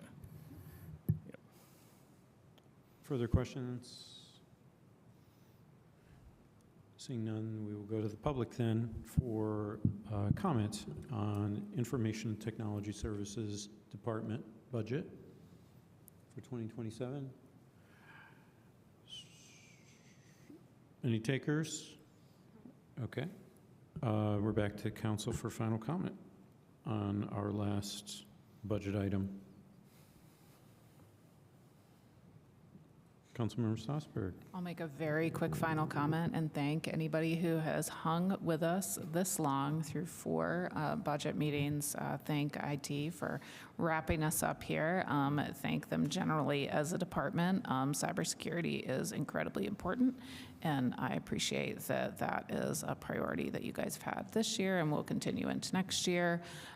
There's all kinds of pieces of cybersecurity and all sorts of really, really important stuff that the government needs to protect in terms of, I mean, there's a lot of information out there, and I'm glad that we have some folks paying attention to how to protect it securely. Thanks. Other comments on the ITS budget? Okay, seeing none, thank you so much for your presentation. Good work. Without objection, I'd like to provide the council with an opportunity for comments on the budget overall. No objection? Anyone like to take a moment? I guess I did this for selfish reasons, so I'm going to say something. Yeah, well, here's very briefly. What strikes me is the tremendous numbers of needs we have in capital investment coming soon. And those proposed things like utility service center, police department building construction, public works facility, parks and recreation capital needs, what I hope to be a Tap Road fire station. All these things are adding up to big money, like over $100 million. So how will they be paid for? Obviously, we're going to be taking bonds at a time when things are very volatile in our economy. And we're going to have to think about, because of the state action for limiting revenue from property taxes, I think we're going to have to be looking, obviously, at income taxes. We're going to be looking at we're also looking at increase in water and sewer rates. We're looking at increases in sanitation fees. Some of these, of course, are just necessary to keep up with costs, inflation, and so forth. But it gives me great pause because I think of all these needs are important, but some are more important than others. And to me, I need to think about them relative to their importance. And I'm not going to give away what I think is most important right now, but just to say that I think that, it really requires some kind of judicious ranking of them. The last thing I want to say, last 3 things I want to say is that I think it's a modest request just to keep Jack Hopkins essentially increasing relative to and on pace with inflation. We found out during this budget hearing that deer are a real concern in the city. Obviously, they've been, but we have a count of 90 deer per square mile. And I looked at the report this evening. It was sent to me by the DNR, and it's in some areas there are over 100 deer per square mile, which is it's a critical level of deer numbers. We've had a very wet season, and this means there's lots of forage, but that's not necessarily going to be the case. And so we're getting a lot of deer population increase, and that is concern for people with obviously safety, gardening, food production, and public health. So that's a concern that's going to require, I think, some resources. And the first thing to do is, I think, continue tracking their numbers. And then the last thing was there was some discussion about a food policy coordinator, which I think is a very prudent thing to think about going forward, because food's important for people, and it's particularly important for people in hard times to understand how they can access food, grow food, and have a resilient food system at a time when we might experience things like supply disruptions and so forth. So communities have taken that as a priority, and I think that we should learn from their experience. So that's what I have to say. Does anyone want to end with anything? Okay. And Controller McKim requested that he be given a few moments because we have our budget legislation introduction on September 23rd, I understand. Do you want to tell us essentially the process from here on? Yeah, thank you very much. It'll just take a moment. I think, as you know, everything that we've already been doing is internal pre-work to the formal budget submission. The actual budget submission happens through the state's gateway system, and our intention is to advertise the budget via gateway around September 9th or 10th. The drop dead date is the 13th, which is a Sunday. Once the budget has been advertised, it can still be lowered but not increased. And so if there's any council interest in increasing the budget anywhere, those discussions need to start pretty much now. And I know we've heard one example from Councilmember Rollo on that. Then after the advertisement, the public hearing for the budget is scheduled for Wednesday, September 23rd at 6:30, and the final budget adoption hearing is scheduled for Wednesday, October 7th, also at 6:30. And so that's really, that's the budget process here in a nutshell. So thank you for giving me a moment to just make sure we're all on the same page. Terrific, thank you. A question, Councilmember Sasser. I do have a question. In terms of it can only be cut and not increased, could it be cut in one place and increased in another for a net zero? Within a fund, yes. Within a fund, okay, thanks. Any other questions for the controller? Anything else for the good of the order? Councilman Ruff? When you say within a fund, you mean with where the funds come for to fund that thing you're talking about? I mean, like the general fund, the ED Lit fund. Okay, anything else? Thank you to the administration, and it's been a very productive process. We're adjourned.